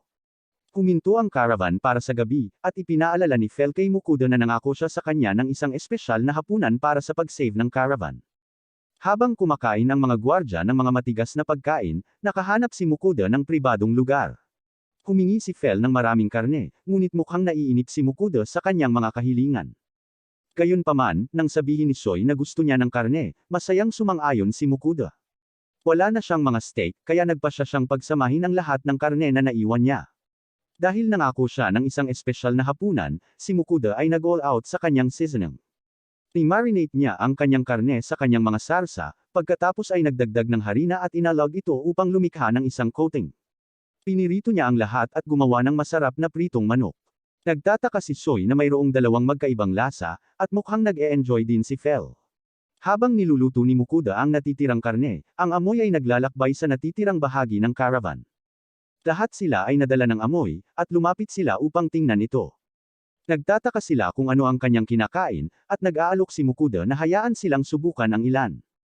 Nalaman agad ng mga lalaki na masarap sila, na sinasabing ito ang pinakamasarap na pagkain na natamo nila. Si Mukuda ay patuloy na nagluluto at naghahain ng pagkain, at sa wakas, si Mukuda ay pagod na pagod. Nagpapasalamat lahat sa kanya ang mga gwardya para sa pagkain, ngunit sa huli, siya mismo ay hindi nakakuha ng pagkain. Sinabihan siya ng mga gwardya na magpahinga habang nagbabantay sila sa gabi, ngunit sinusumpa sila ng mga bandido. Gayunpaman, binabalaan sila ni Mukuda na huwag subukan ang anumang bagay na nakakatawa, kung hindi ay paghiwalayin sila ni Fel, at ang mga bandido ay natatakot. Pagkatapos ng mapayapang gabi, nakarating sila sa Carolina. Ipinaliwanag ni Lambert na ito ang ikalimang pinakamalaking lungsod sa kaharian, at ang kanyang pamilya ay naging mga mangangalakal ng balat sa lungsod sa loob ng mga henerasyon. Ang mga bandido ay ipinasa sa knights ng lungsod, at si Lars ay patungo sa guild upang isumite ang kanyang ulat. Nagpasya si Mukuda na magtungo din sa guild at nangakong bibisitahin ang shop ni Lambert. Sa guild, nalaman ni Mukuda na ang kanyang card ay hindi nakarehistro. Hindi niya nakumpleto ang minimum na bilang ng mga quest noong nakaraang buwan, kaya na-deactivate nila ang kanyang card. Iniisip ni Mukuda ang lahat ng pinagdaanan niya noong nakaraang buwan, ngunit sinabi sa kanya ng clerk na kadalasang sinusubukan ng mga tao na gawin ang maraming misyon, para mabilis silang makarating sa F-rank, dahil ang limitasyon sa oras ay pinalawig sa 3 buwan. Nagpasya si Mukuda na muling magparehistro, at binanggit na nakakuha siya ng pangalawang pamilyar. Ipinakita niya si Soy, ngunit hindi humanga ang dalaga. Pinagtatawanan siya ng ilang adventurer, ngunit sinisikap niyang huwag itong pansinin. Tumungo si Mukuda sa Guild Butcher, ngunit naabutan niya si Lars at ang kanyang grupo. Sinabi ni Mukuda na sinusubukan lang niyang ibenta ang ilan sa mga halimaw na nahuli ni Fel, at hiniling ni Lars na tingnan, gustong makita kung ano ang nahuli ni Fel. Sa tingin ni Mukuda ay okay lang, ngunit nang ipakita niya ang kanyang huli, nagulat ang grupo, na hindi man lang nakikita pa noon ang ilan sa mga halimaw. Ang butcher ay nasa sabik na magtrabaho kasama ang mga naturang high-class na materyales, na sinasabing siya ang pinakamahusay sa pag-dissect ng mga halimaw. Binabalatan niya ang pulang serpent, binanggit kung paanong ang karne ay isang bagay na hindi matitikman ng mga karaniwang tao. Iniisip ni Mukuda at Fel kung ano ang magiging lasa nito, at biglang naisip ni Lars kung anong uri ng karne ang kanilang hapunan noong nakaraang gabi. Sinabi ni Mukuda na ito ay tira-tira sa lahat, binabanggit ang rockbird, giant deer, at orc meat. Ang grupo ay agad na humingi ng paumanhin sa kanya, hindi napagtanto na mayroon silang napakataas na kalidad ng pagkain, ngunit sinabi ni Mukuda na ayos lang, dahil marami siya. Sinabi ni Lars na kilala siya sa lungsod, at sinabihan siyang tumawag kung may kailangan siya. Sa gabi, nagpapahinga si Mukuda sa isang inn. Sa palagay niya ay dapat niyang subukang maabot ang F-rank dahil kailangan niyang mapanatili ang access sa butcher. Hindi siya sigurado tungkol sa pagiging isang adventurer, at bigla niyang narinig ang boses ni Ninlil, na nagsasabi sa kanya na mayroon siyang mas mahahalagang bagay na dapat gawin. Sinabi niya na siya ay matiyagang naghihintay para sa kanya, kaya tinitingnan ni Mukuda ang kanyang tindahan para sa ilang mga matamis. Pumili siya ng isang bangkos ng mga jellies at pudding at iniaalok ang mga ito kay Ninlil, na nagpapasalamat sa kanyang basbas. Habang sinusubukan ni Ninlil ang pudding, namangha siya sa umaalog-alog nitong kalikasan. Pero habang nag-e-enjoy siya, parang naakit niya ang atensyon ng ibang mga diyosa. Kinabukasan, tinitingnan ni Mukuda ang job board sa guild. Ang bawat isa sa mga trabaho ay nagbibigay ng mga puntos batay sa kanilang kahirapan, na ang herb gathering ay nagbibigay ng 1 puntos, at ang goblin hunting ay nagbibigay ng 3 puntos. Kailangan niyang umabot sa 100 puntos para umakyat sa susunod na ranggo, at naisip ni Fel na dapat nilang gawin ang goblin quest para mas mabilis na mag-level up. Ngunit tumanggi si Mukuda, dahil may trauma pa rin siya sa huling pakikipaglaban niya sa mga goblin. Gusto ni Fel na makarating sa karagatan sa lalong madaling panahon, para makakain niya lahat ng seafood na gusto niya. Naghahangad na siya ng seafood simula pa noong huli silang kumain ng isda. Tinanong ni Fel si Soy kung ano ang iniisip niya, na nagmumungkahi na maaari niyang labanan ang mga goblins, at natuwa si Soy. Sinusubukang kumbansihin siya ni Mukuda na piliin ang mas ligtas na opsyon ng pagkolekta ng mga halamang gamot, ngunit sinabi ni Soy na maaari na siyang gumawa ng sarili niyang gamot, at mas gugustuhin na lamang na lumaban. Bumigay si Mukuda, at kinuha ang Goblin Hunting Mission. Tumungo sila sa kagubatan, at ang kanilang misyon ay manghuli ng 3 goblin. Mabilis silang nakahanap ng ilang goblins, at madaling tinapos sila ni Soy gamit ang kanyang mga bala ng asido. Bilang patunay na pinatay nila ang mga goblins, kailangang putulin ni Mukuda ang kanilang kanang tainga. Si Mukuda ay nagpupumilit na gawin ito, at iniisip ni Fel na kakaiba ito dahil dati na siyang sanay sa paghihiwa ng mga halimaw, ngunit sinabi ni Mukuda na hindi ito pareho. Ang rant ni Mukuda ay nauwi sa pag-akit ng buong kayig ng mga goblin. Madaling tinapos sila ni Soy, pinasabog sila ng kanyang acid spray. Nahanap nila ang kampo ng goblin, ngunit sinabi ni Mukuda na sapat na ang kanilang nagawa upang makumpleto ang quest. Nagmakaawa si Soy na magpatuloy, at pinabayaan ni Mukuda ang kanyang pagbabantay, at kinaladkad siya ni Fel. Sa huli, pinabagsak nila ang lahat ng mga goblin, at sinabi ni Soy na napakasaya niya. Sinabi ni Fel kay Mukuda na kolektahin ang mga tainga, ngunit gusto ni Mukuda na tumanggi. Kinaladkad siya ni Fel, at pagkatapos makolekta ang lahat ng mga tainga, si Mukuda ay nagkaroon ng emosyonal na pinsala. Nag-aalala si Mukuda tungkol sa kung paano nila dapat itapon ang lahat ng mga katawan, hindi gustong makaakit ng iba pang mga halimaw, o kahit isang dungeon na mabuo. Iminumungkahi ni Fel na maaari nilang sunugin ang mga katawan, ngunit nag-aalala si Mukuda tungkol sa pagsisimula ng sunog sa kagubatan. Nagtapos si Mukuda na hinihiling kay Soy na tunawin ang lahat ng katawan gamit ang kanyang acid, at si Soy ay nagsimulang manginig at lumaki sa napakalaking sukat. Tila nakakuha si Soy ng isang bagong kasanayan upang baguhin ang kanyang laki. Si Soy ay nagsimulang manginig muli at nahati sa mas maliliit na piraso. Mayroong isang buong army ng mga slimes, at sinimulan nilang tunawin ang tumpok ng mga goblin. Nagtataka si Mukuda kung nakakita na ba si Fel ng ganito, ngunit maging siya ay namangha. Tinapos ni Soy ang trabaho, at iniisip ni Mukuda kung gaano siya magiging malakas. Nang bumalik si Mukuda sa guild, nagulat ang lahat sa dami ng mga goblin na kanilang pinatay. Siya ay tinawag upang makipagkita sa guild master, at si Mukuda ay nagsimulang mag-alala. Ipinakilala sila sa guild master na si William, at kinumpirma niya na winasak nila ang buong goblin settlement. Inamin nito ni Mukuda, at humanga si William sa lakas ni Fel. Inihayag niya ang tunay na dahilan ng pagtawag sa kanya, binanggit ang isang mensahe na natanggap niya mula sa Royal Palace. Sinasabi nito na maaari silang malayang manirahan sa bansa. Gayunpaman, nais nilang umasa sa kanya sa oras ng kagipitan. Ipinagdiriwang ni Mukuda ang pagiging malaya sa mga agenda ng mga maharlika, at sinabi ni William na ang pagkakaroon lamang ng isang maalamat na halimaw sa bansa, ay magiging sapat na sa pagpigil sa mga kalapit na bansa. Nang marinig na hinahanap ni Mukuda na i-level up ang kanyang guild rank, nagpa siya si William na gamitin ang kanyang autoridad bilang guild master para itaas siya sa C rank. Nagulat si Mukuda nang marinig ito, at sinabi ni William na magiging problema kung masyadong mababa ang ranggo ng master ni Fel. Bilang kapalit ng pagraranggo sa kanya, si William ay may ilang mga kahilingan para sa kanya. Ngunit si Mukuda ay hindi masyadong masigasig sa paggawa ng regular na trabaho, kaya sinubukan niyang tanggihan, ngunit binabanggit niya na talagang gusto niya ang tulong ni Fel na gawin ang ilang mga misyon sa A at S rank para sa kanya.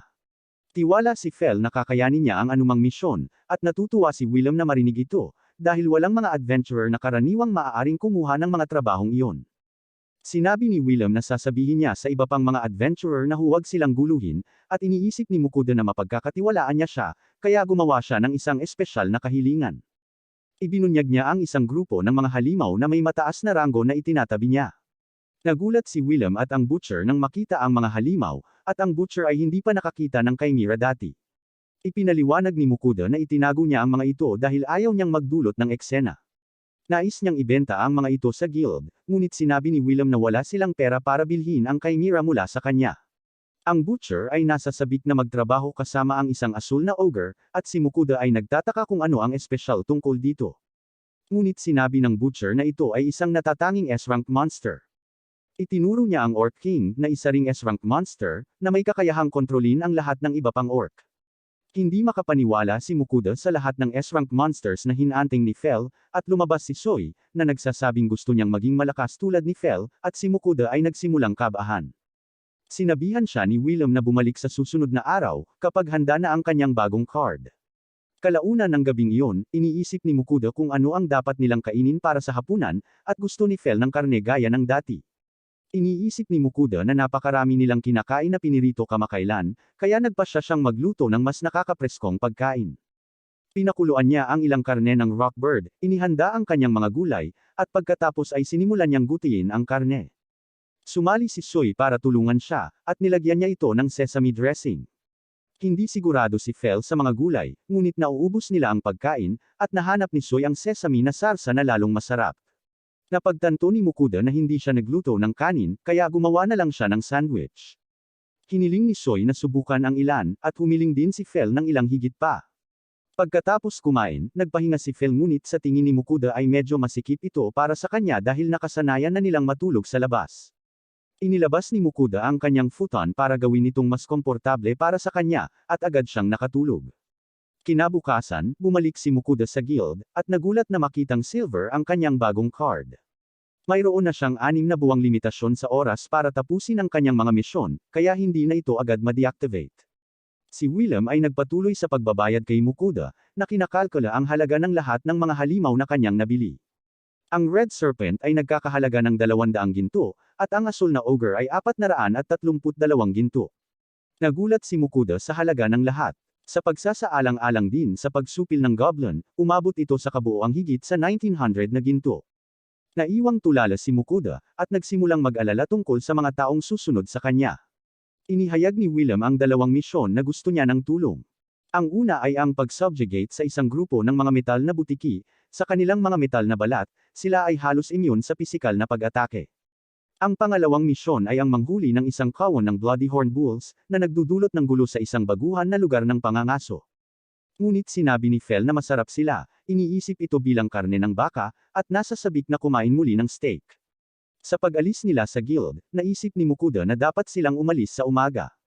Gusto ni Fel na pumunta kaagad, ngunit sabi ni Mukuda kung gagawin nila, darating sila sa gabi. Ngunit gusto lang ni Fel na magkaroon ng steak sa lalong madaling panahon. Huminto si Mukuda sa tindahan ni Lambert, at interesado siyang bumili ng bagong bag. Ipinakita sa kanya ni Lambert ang ilang iba't ibang bag, bawat isa ay gawa sa iba't ibang materyales. Ngunit ito ay para sa pagdala kay Soy, kaya hinayaan niya si Soy na pumili para sa kanyang sarili. Pinili ni Soy ang gawa sa red boar leather, at si Mukuda ay namili ng sinturon pati na rin ang ilang bagong sapatos. Isinasaalang-alang niyang bumili ng sapatos mula sa kanyang tindahan, ngunit nagpa siya na mas mahusay na huwag masyadong mapansin. Umabot ito sa kabuoang 11 gold, ngunit iginiit ni Lambert na ibigay ang lahat ng ito sa kanya ng libre, dahil nailigtas ni Mukuda ang kanyang buhay at nag-enjoy sa ganoong mataas na kalidad na pagkain, kaya pinasalamatan siya ni Mukuda. Nagtanong si Lambert tungkol sa itim na ahas na kanilang kinain, at nagtataka kung nakay Mukuda pa rin ang balat, ngunit sinabi ni Mukuda na naibenta na niya ito sa guild. Nadismaya si Lambert, at binanggit na may kakulangan sa balat ng serpent. Pinangarap niyang makuha ang kanyang mga kamay sa balat ng ilang red serpent, at masama ang pakiramdam ni Mukuda na ibenta ang lahat ng ito sa guild. Sinabi sa kanya ni Lambert kung makakakuha pa siya ng balat ng serpent, ibenta ito ng direkta sa kanya, at sumang-ayon si Mukuda. Pagkaalis nila ay parang gusto ni Fel na kumain ng ahas dahil masyado nilang pinag-uusapan. Naisip ni Mukuda kung gaano kasarap ang lasa nito, kaya nagpasya siyang lutuin muli. Sinimulan niyang i-marinate ang karne, at handang ibigay kay Fel ang lahat ng makakain niya. Sinimulan niya itong iprito, at nang matikman niya ito, nagreklamo sina Soy at Fel na kumakain siya nang wala sila. Gusto ni Fel na magsimulang kumain, ngunit pinirito ni Mukuda ang karne sa pangalawang pagkakataon. Habang nagsisimulang kumain ang dalawa, mas masarap pa ito kaysa sa huling pagkakataon dahil 2 beses itong mas malutong kumpara sa 2 beses na pinirito. Pagkatapos ng kanilang pagkain, sila ay ganap na napuno. Si Mukuda ay patuloy na nagluluto, at sinabi ni Fel na hindi na siya makakain. Sinabi ni Mukuda na ito ay para sa kanyang sarili, at plano niyang maglagay ng ilan sa imbakan para magkaroon siya ng ilan kahit kailan niya gusto. Nag-e-enjoy si Mukuda sa beer habang nakahiga sina Fel at Soy. Siya ay sumasalamin sa kanyang pakikipagsapalaran, at pakiramdam na maswerteng nakatagpo ng gayong mga kasama. Nauna sina Mukuda at Fel sa mga bundok kung saan iniulat na naruroon ang mga butiki. Nagtataka si Mukuda kung saan sila maaring naruroon, ngunit nakikita ni Fel ang kanilang presensya, na nakahanap ng isang kuweba sa bundok. Gustong maghintay ni Mukuda sa labas, ngunit pumasok si Fel. Pagpasok nila sa loob, isang butiki lang ang nakita nila, at naisip ni Mukuda na kakaiba ito dahil kumikinang ito. Nakita niya na ito ay isang mithril lizard, at sinabi ni Fel na ito ay malamang na nag-evolve pagkatapos kumain ng napakaraming mithril. Hindi daw magiging effective ang magic dahil may property ang mithril na ay diffuse ang magic. Iniisip ni Mukuda na maaaring magkaproblema sila, ngunit ginagamit ni Fel ang kanyang kidlat upang agarang talunin ang butiki, na sinasabing maaari siyang gumamit ng mahika na hindi maaring e-diffuse. Nagbigay ng respeto si Mukuda at sinimulang itago ito. Nakahanap siya ng isang piraso ng mithril ore, at nagsimulang isipin kung mayroon siyang armas na mithril. Nagsimula siyang mangolekta ng ilang mithril, at tinulungan siya ni Soy. Iniisip niya kung paano ito magiging mabuti para sa paggawa ng armor dahil maaari itong mag-diffuse ng magic o kaya gamitin ang balat ng mithril lizard. Biglang dinurog ni Fel ang mithril, sinabing hindi niya kailangan ng anumang baluti dahil mas superior ang kanyang barrier. Gusto niya ng higit pang aksyon, kaya iminumungkahi niya na ipagpatuloy nila ang pangalawang kahilingan ng Guildmaster. Si Mukuda ay hindi pa handa, ngunit si Fel ay sabik na kumain ng ilang mga steak, kaya kinaladkad niya si Mukuda. Dumating sila sa field na may makikitang bloody horn bulls. Nag-aalala si Mukuda dahil kasing laki sila ng rhino at may masamang ugali. Nagpasya siyang maghintay sa gilid, at lumapit si Fel sa bulls. Nagseselos si Soy na nakikipaglaban si Fel sa bulls kaya mabilis niyang sinundan siya. Si Mukuda ay palihim na lumapit upang manood, at sa isang iglap, nagkaroon ng pagsabog ng lupa at lahat ng mga bull ay natalo. Nasa sabik na sinabi ni Soy kay Mukuda ang tungkol sa laban, at pinuri siya ni Fel kung paano niya ginawa. Nagulat si Mukuda sa dami ng mga toro at sinimulang ilagay ang mga ito sa kanyang imbakan. Nagpasya si Soy na tumulong, nahati sa maraming slime, at tinulungan siyang ilipat ang bulls. Si Mukuda ay nagsimulang mag-isip tungkol sa lahat ng beef dishes na gagawin niya. Bumalik sa bayan, si William at ang butcher ay nagulat nang makita ang isang mithril lizard. Kinabahan si Mukuda at iniisip kung may problema. Ipinaliwanag ng butcher na ang isang buo na butiki ng mithril ay napakabihirang na ang huling tala ng isang nakita ay 400 taon na ang nakalilipas. Ipinaliwanag ni William na ang butiki ay isang senyales na may bagong mithril mine, na sinasabi na ang mithril ay napakabihirang na mayroon lamang 3 mithril na minahan sa buong mundo. Nagulat si Mukuda nang marinig na napakalaking bagay nito. Sinabi ni William na kailangan nilang panatilihin ang butiki bilang isang alay sa hari, ngunit binanggit na siya ay mababayaran para sa pangangaso ng butiki at pagtuklas ng minahan, na nagmumungkahi na ito ay nagkakahalaga ng halos 5,000 ginto. Nagseselos ang butcher, ngunit si Mukuda ay tila takot na marinig ito. Nagpatuloy si William upang magtanong tungkol sa mga bull, ngunit ipinakita ni Mukuda na nakompleto na rin niya ang kahilingang iyon, na muling nakagulat sa kanila. Sa pag-alis ni Mukuda, nag-aalala siya na magambala ang kanyang mapayapang buhay. Sinabi ni Fel na walang saysay na mag-alala, at mas interesado siyang kumain ng mga steak. Si Mukuda ay nagsimulang maghanda ng kanilang hapunan, maghiwa ng ilang mga steak at magprito sa kanila hanggang sa sila ay medium rare.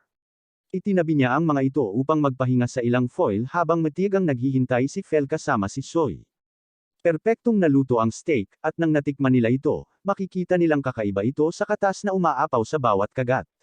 Inihambing ito ni Fel sa wagyu na kinain niya, at agad na humingi ng higit pa. Binibigyan siya ni Mukuda ng isa pang batch at idinagdag ang paborito niyang steak sauce, na ginagawa itong mas masarap. Pagkatapos ng kanilang pagkain, sila ay ganap na nasatisfy, at sa tingin ni Fel ay mahihirapan siyang bumalik sa pagkain ng hilaw na karne. Pinaalalahanan siya ni Fel tungkol sa kanyang mga handog kay Ninlil, at tila nakalimutan na naman niya.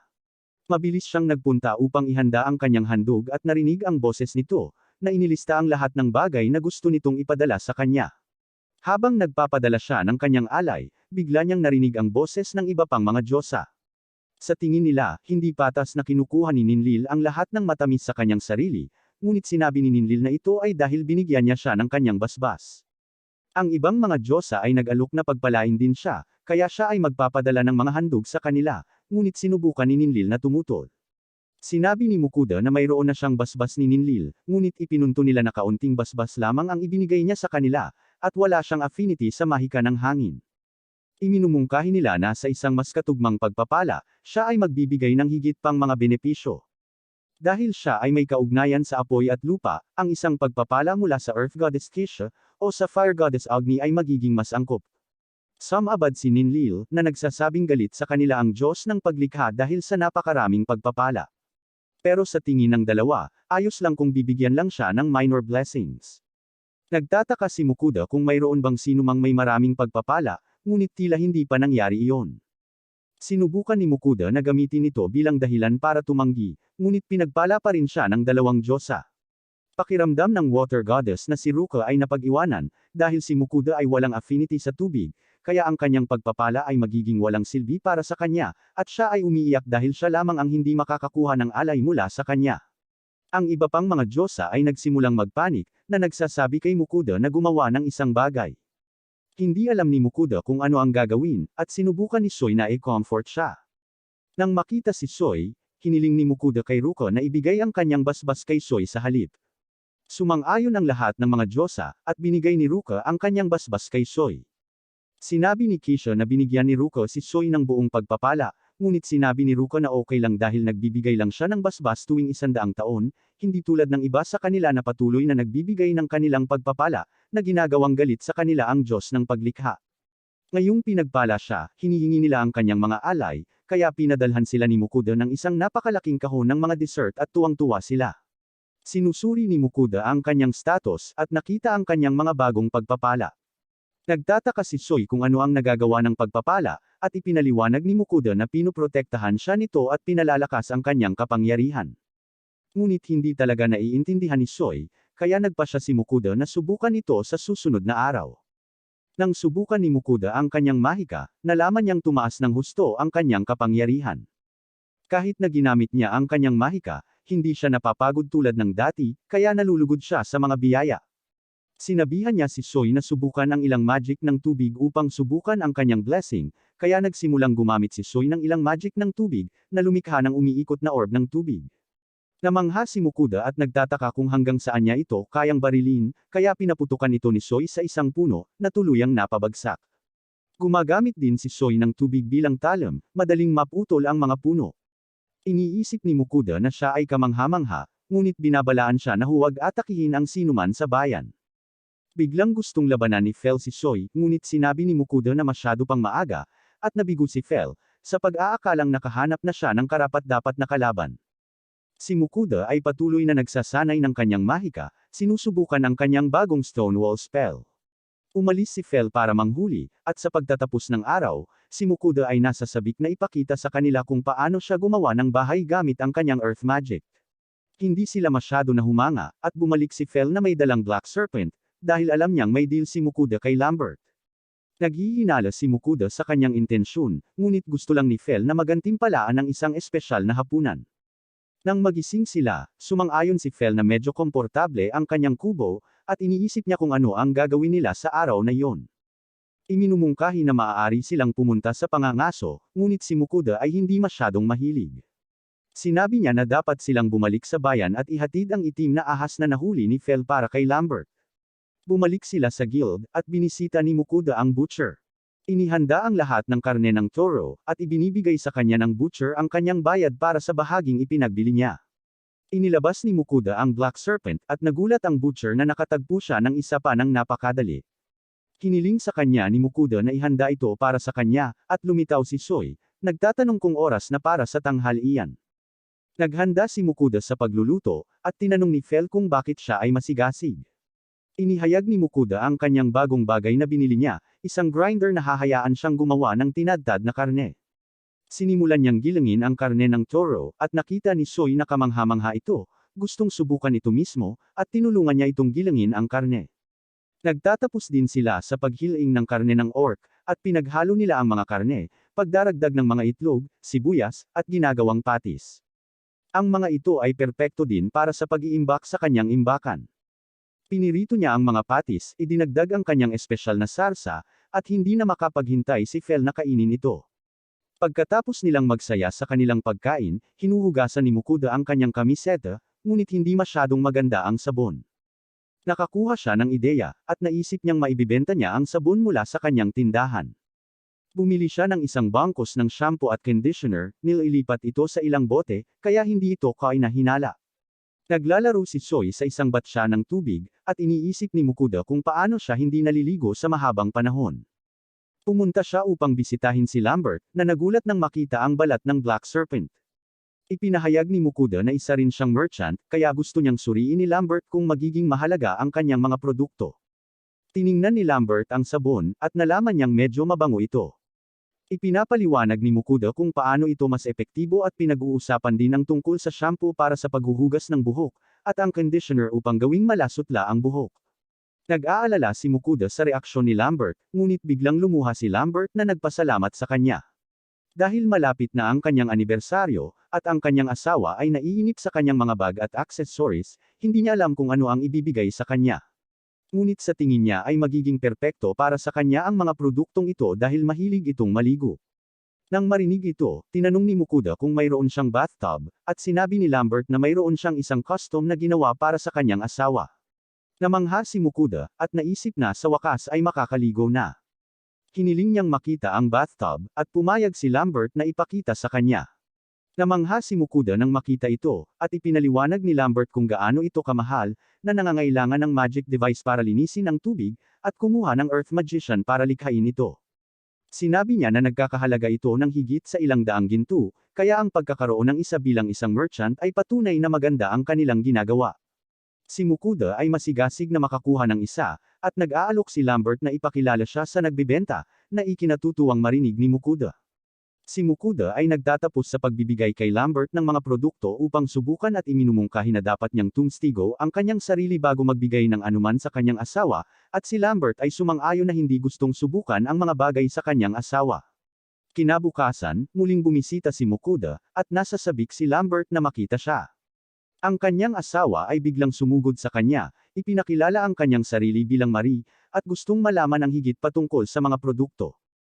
Pagkatapos maligo ni Lambert, napakabango niya, at naging malambot ang kanyang buhok na agad niyang napansin. Nabigo si Lambert na sinira niya ang regalo sa anibersaryo, ngunit sinabi ni Marie na sinubukan din niya ang mga produkto. Sa pamamagitan ng shampoo na nililinas ang kanyang buhok ng mas mahusay kaysa sa anumang bagay, at ang conditioner na nagpapaganda at nagpakinas sa kanyang buhok. Iniisip ni Mukuda na gusto nilang bumili ng higit pa, ngunit tinanong ni Lambert kung gusto niyang ibenta ang mga ito sa kanyang tindahan. Nagulat si Mukuda sa narinig dahil mayroon siyang leather shop. Ngunit natitiyak ni Marie na mabibenta ang mga produkto, sinabing ito ay isang kahihiyan para sa isa pang merchant na ibenta ito. Dahil ang bawat babae sa lungsod ay gustong bumili ng ilan. Iginiit niya na ibenta ito ni Mukuda sa kanilang lahat, at pumayag siya dahil wala siyang sariling tindahan. Excited na si Marie na marinig ito, lalo na't maaari siyang magkaroon ng personal na supply. Pagbalik ni Mukuda, napagod siya pagkatapos maghatid ng isang bangkos ng produkto sa shop. Gusto ni Fel na maghanap ng dungeon, ngunit tinanggihan ni Mukuda ang ideya, sinabing siya ay tinatawag ng guild master. Habang naghihintay si Fel sa labas, narinig ni Mukuda ang ilang adventurer na nag-uusap tungkol sa isang ligaw na wyvern at nag-aalala tungkol sa kung gaano sila mapanganib. Pumunta siya upang makita ang guild master, at laking gulat niya nang makita ang isang napakalaking stack ng ginto. Sinabi sa kanya ni William na nakakakuha siya ng 5,800 ginto para sa pagtuklas ng mithril mine, at maaari lamang isipin ni Mukuda ang pagbili ng bathtub para sa kanyang sarili. Biglang nagkaroon ng emergency, habang papalapit ang isang kawan ng mga wyvern. Nagulat sila na may isang buong kawan nila. Ngunit tila dahil tinapos ni Mukuda ang pack ng mga toro, na karaniwang hinuhuli ng mga wyvern. Nakagrupo na silang lahat. Mayroong ilang mga nasugatan na adventurer, na may ilang nagdurusa mula sa nakamamatay na lason ng wyverns. Ang guild ay nauubusan ng potion at antidotes, ngunit inilabas ni Mukuda ang kanyang high-grade potion. Habang ginagamit ni William ang potion, agad na gumaling ang mga sugat ng lalaki, at nabigla sila kung paano nito ganap na nahilam ang lahat, pati na ang lason. Matapos pagalingin ang mga nasugatan, inutusan ni William ang lahat ng mga adventurer na C-rank pataas na tumulong na labanan ang mga wyvern. Napagtanto ni Mukuda na kasama siya, at ini-rally ni William ang lahat at naghanda silang lumaban. Ngunit pinigilan sila ni Fel, na nagsasabing sila mismo ang haharap sa mga wyvern. Ayaw sumama ni Mukuda, ngunit nena si Fel at sinabing masarap ang karne ng wyvern, na ipinapahayag na ang lahat ng wyvern na kanilang matatalo ay sa kanila. Gustong tumulong ni William, ngunit sinabi ni Fel na haad lang lamang siya. Pumunta sila sa field, at nakita ang mga wyvern sa di kalayuan. Nakikita ni Mukuda na mapanganib sila, ngunit hindi nag-aalala si Fel, at nagpa siya na ito ang perpektong oras para turuan si Soy kung paano labanan ang mga lumilipad na kalaban. Lumapit sina Fel at Soy, iniiwasan ang mga pag-atake ng wyvern. Sinabi niya kay Soy na ang mga headshot ay ang pinaka-epektibo, ngunit ang kanilang mga pakpak ay mas madaling tamaan. Sinusubukan ni Soy ang pagpuntirya sa ulo. Namimiss nito ang ulo, ngunit sapat na upang madala ito sa lupa, at tinapos ito ni Fel. Nagsimula silang lumaban sa mga wyvern, at nagtago si Mukuda. Habang pinapanood niya ang mga ito na nakikipaglaban, iniisip niya na si Soy ay nagiging katulad ni Fel, na laging gustong lumaban. Biglang lumapit sa kanya ang isang wyvern, ngunit protektado siya ng barrier ni Fel. Habang sinusubukang umatake muli ng wyvern, pinigilan ito ni Soy, na tumalbog sa kanya palayo at tinapos ito ni Fel. Matapos talunin ang lahat ng mga wyvern, medyo nagutom si Fel, kaya naghanda si Mukuda na magluto. Inilabas niya ang mga patis na inihanda niya, at naisip ni Fel na muli silang kumakain ng parehong bagay, ngunit pinahiran sila ni Mukuda ng itlog at breadcrumbs. Pinirito niya silang lahat, at sa maliit na pagbabagong ito, ganap na naiiba ang kanilang pagkain. Hindi makapaniwala si Fel kung gaano kaiba ang lasa nito, nalaman ang dagdag na crunch na sobrang kasiya siya. Samantala sa guild, si Willem at ang mga adventurer ay nagsimulang mag-alala, iniisip kung kakayanin ni Mukuda ang mga wyvern. Ngunit sa wakas ay bumalik si Mukuda, at iniulat niya na matagumpay nilang napuksa silang lahat. Ang mga adventurer ay namangha at nagdiwang, nakakaibang nakita ni Mukuda. Ngunit binanggit ni Willem na kung ang mga adventurer ay nakipaglaban sa mga wyvern, hindi bababa sa kalahati sa kanila ang namatay. Sinabi ni Willem na nag-aalala siya na nabigo sila dahil matagal silang nakabalik. At masama ang pakiramdam ni Mukuda dahil madali lang itong labanan, ngunit huminto lang sila para mananghalian. Siya ay nagpasya na huwag banggitin ito, ngunit sinabi ni Fel ang dahilan kung bakit sila nahuli, at si Mukuda ay napahiya. Iniulat ni Mukuda na mayroong 13 wyvern, at interesado si Willem na bilhin ang kanilang mga parts. Masaya si Mukuda na ibenta ang lahat maliban sa karne, ngunit ang guild ay mayroon lamang sapat na pera upang bilhin ang kalahati ng mga wyvern.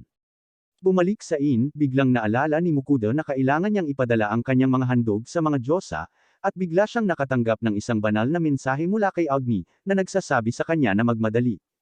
Ipinaliwanag ni Mukuda na malapit na niyang ipadala ang kanyang alay, at bigla siyang nakatanggap ng isang lihim na mensahe mula kay Ninlil, na nagpapaalala sa kanya na siya ang unang nagbigay sa kanya ng basbas, kaya gusto niyang magbigay siya ng mas maraming matamis kaysa sa iba.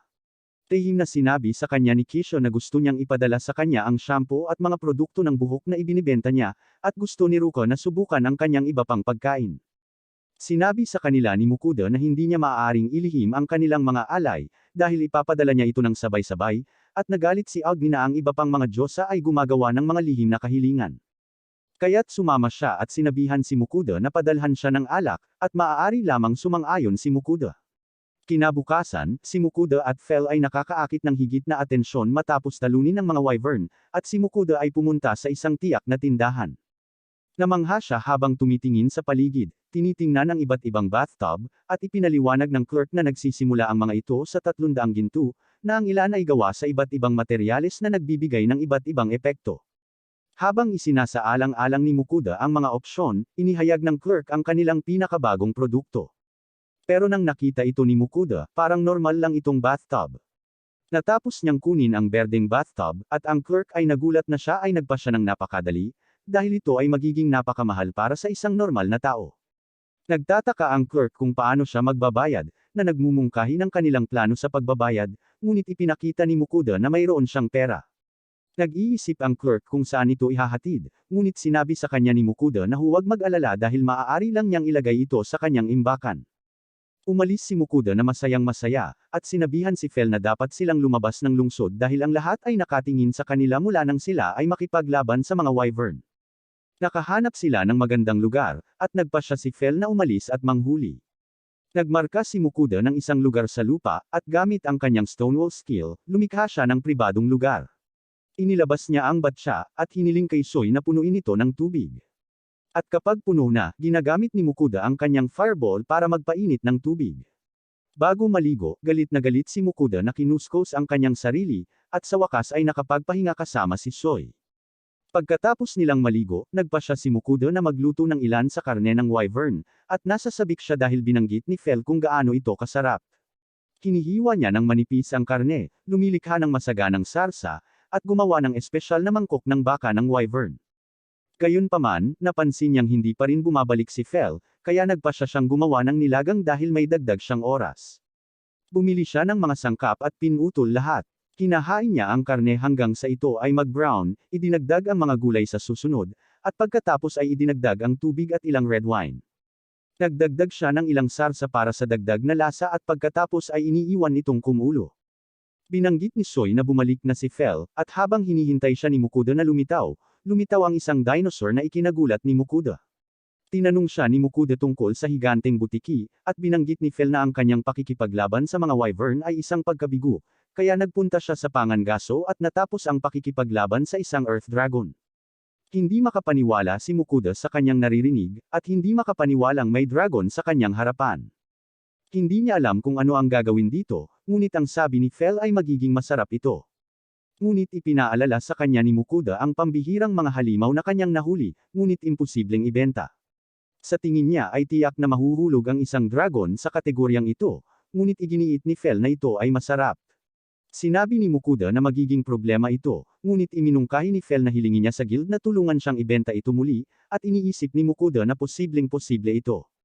Napansin ni Fel ang nilagang ginawa ni Mukuda at agad na natuwa. Ngunit pinigilan siya ni Mukuda, sinabi sa kanya na siya ay marumi pagkatapos ng kanyang laban, at si Fel ay medyo nasaktan. Sinabi niya kay Fel na kailangan niyang maligo bago kumain, at nabigla si Fel. Nakahanap si Mukuda ng ilang tool sa pag-aayos ng aso sa kanyang tindahan, ngunit pinaalalahanan siya ni Fel na hindi siya aso. Tinutulungan ni Mukuda na tanggalin ang kanyang balahibo gamit ang isang brush at pagkatapos ay winiwisikan siya ng tubig. Nagtataka si Mukuda kung bakit siya natigilan, ngunit agad naman itong itinanggi ni Fel. Patuloy siyang sinasaboy ni Mukuda para mabasa siya, ngunit nakahanap si Fel ng kilati at iniisip niya kung magagamit lang ni Soy ang kanyang magic ng tubig, ngunit binanggit ni Mukuda na hindi na ay dadagdag ang tubig ni Soy. Gayunpaman, nakakuha si Mukuda ng ideya, at ginawang shower si Soy na konektado sa mainit na tubig. Si Fel ay nabasa ng buo, at si Mukuda ay nagsimulang mag-shampoo sa kanya. Nagsimulang masiyahan si Fel, ngunit binanggit ni Mukuda ang paghuhugas ng kanyang mukha. Kahit na natatakot siya, pumayag si Fel, ayaw niyang magmukhang mahina bilang isang legendary Fenrir. Matapos ang lahat ng ito, naghanda si Mukuda na patuyuan siya, ngunit sa halip ay pinawi ni Fel ang lahat ng tubig. Gamit ang kanyang fire magic at ang hangin ni Fel, lumikha sila ng mainit na simoy upang tulungan siyang matuyo. Nagkomento si Mukuda kung gaano siya kaganda, at hiniling ni Fel na oras na para sa hapunan. Nagsisimula sila sa mga espesyal na mangkok ng baka, na nakita ni Fel na kamangha-mangha, at nagulat si Mukuda na ang lasa ng wyvern ay katulad ng wagyu. Habang kumakain sila, sinabi ni Mukuda kay Fel na kailangan niyang magsimulang maligo ng regular, at hindi nasisiyahan si Fel tungkol dito. Ngunit ginagamit ni Mukuda si Soy para sabihin sa kanya na mas maganda siya ngayon, kaya pumayag si Fel sa pagsasaayos. Nang sinubukan nila ang wyvern stew, hindi makapaniwala si Fel kung gaano ito kasarap, at inaabangan niya ang lulutuin ni Mukuda sa hinaharap. Bumalik sa guild, sinabi ni William na imposibleng ibenta muli ang dragon, at binanggit ng butcher na ang bawat bahagi ng katawan ng dragon ay masyadong mahalaga, at tumangging magtrabaho dito. Binanggit ni Fel na gusto lang niya ang karne, ngunit sinabi ni Mukuda na hindi ito ganoon kasimple. Gayunpaman, iniisip ni William na posible ito para sa isang partikular na dalubhasa sa dragon, at nasa sabik sina Mukuda at Fel.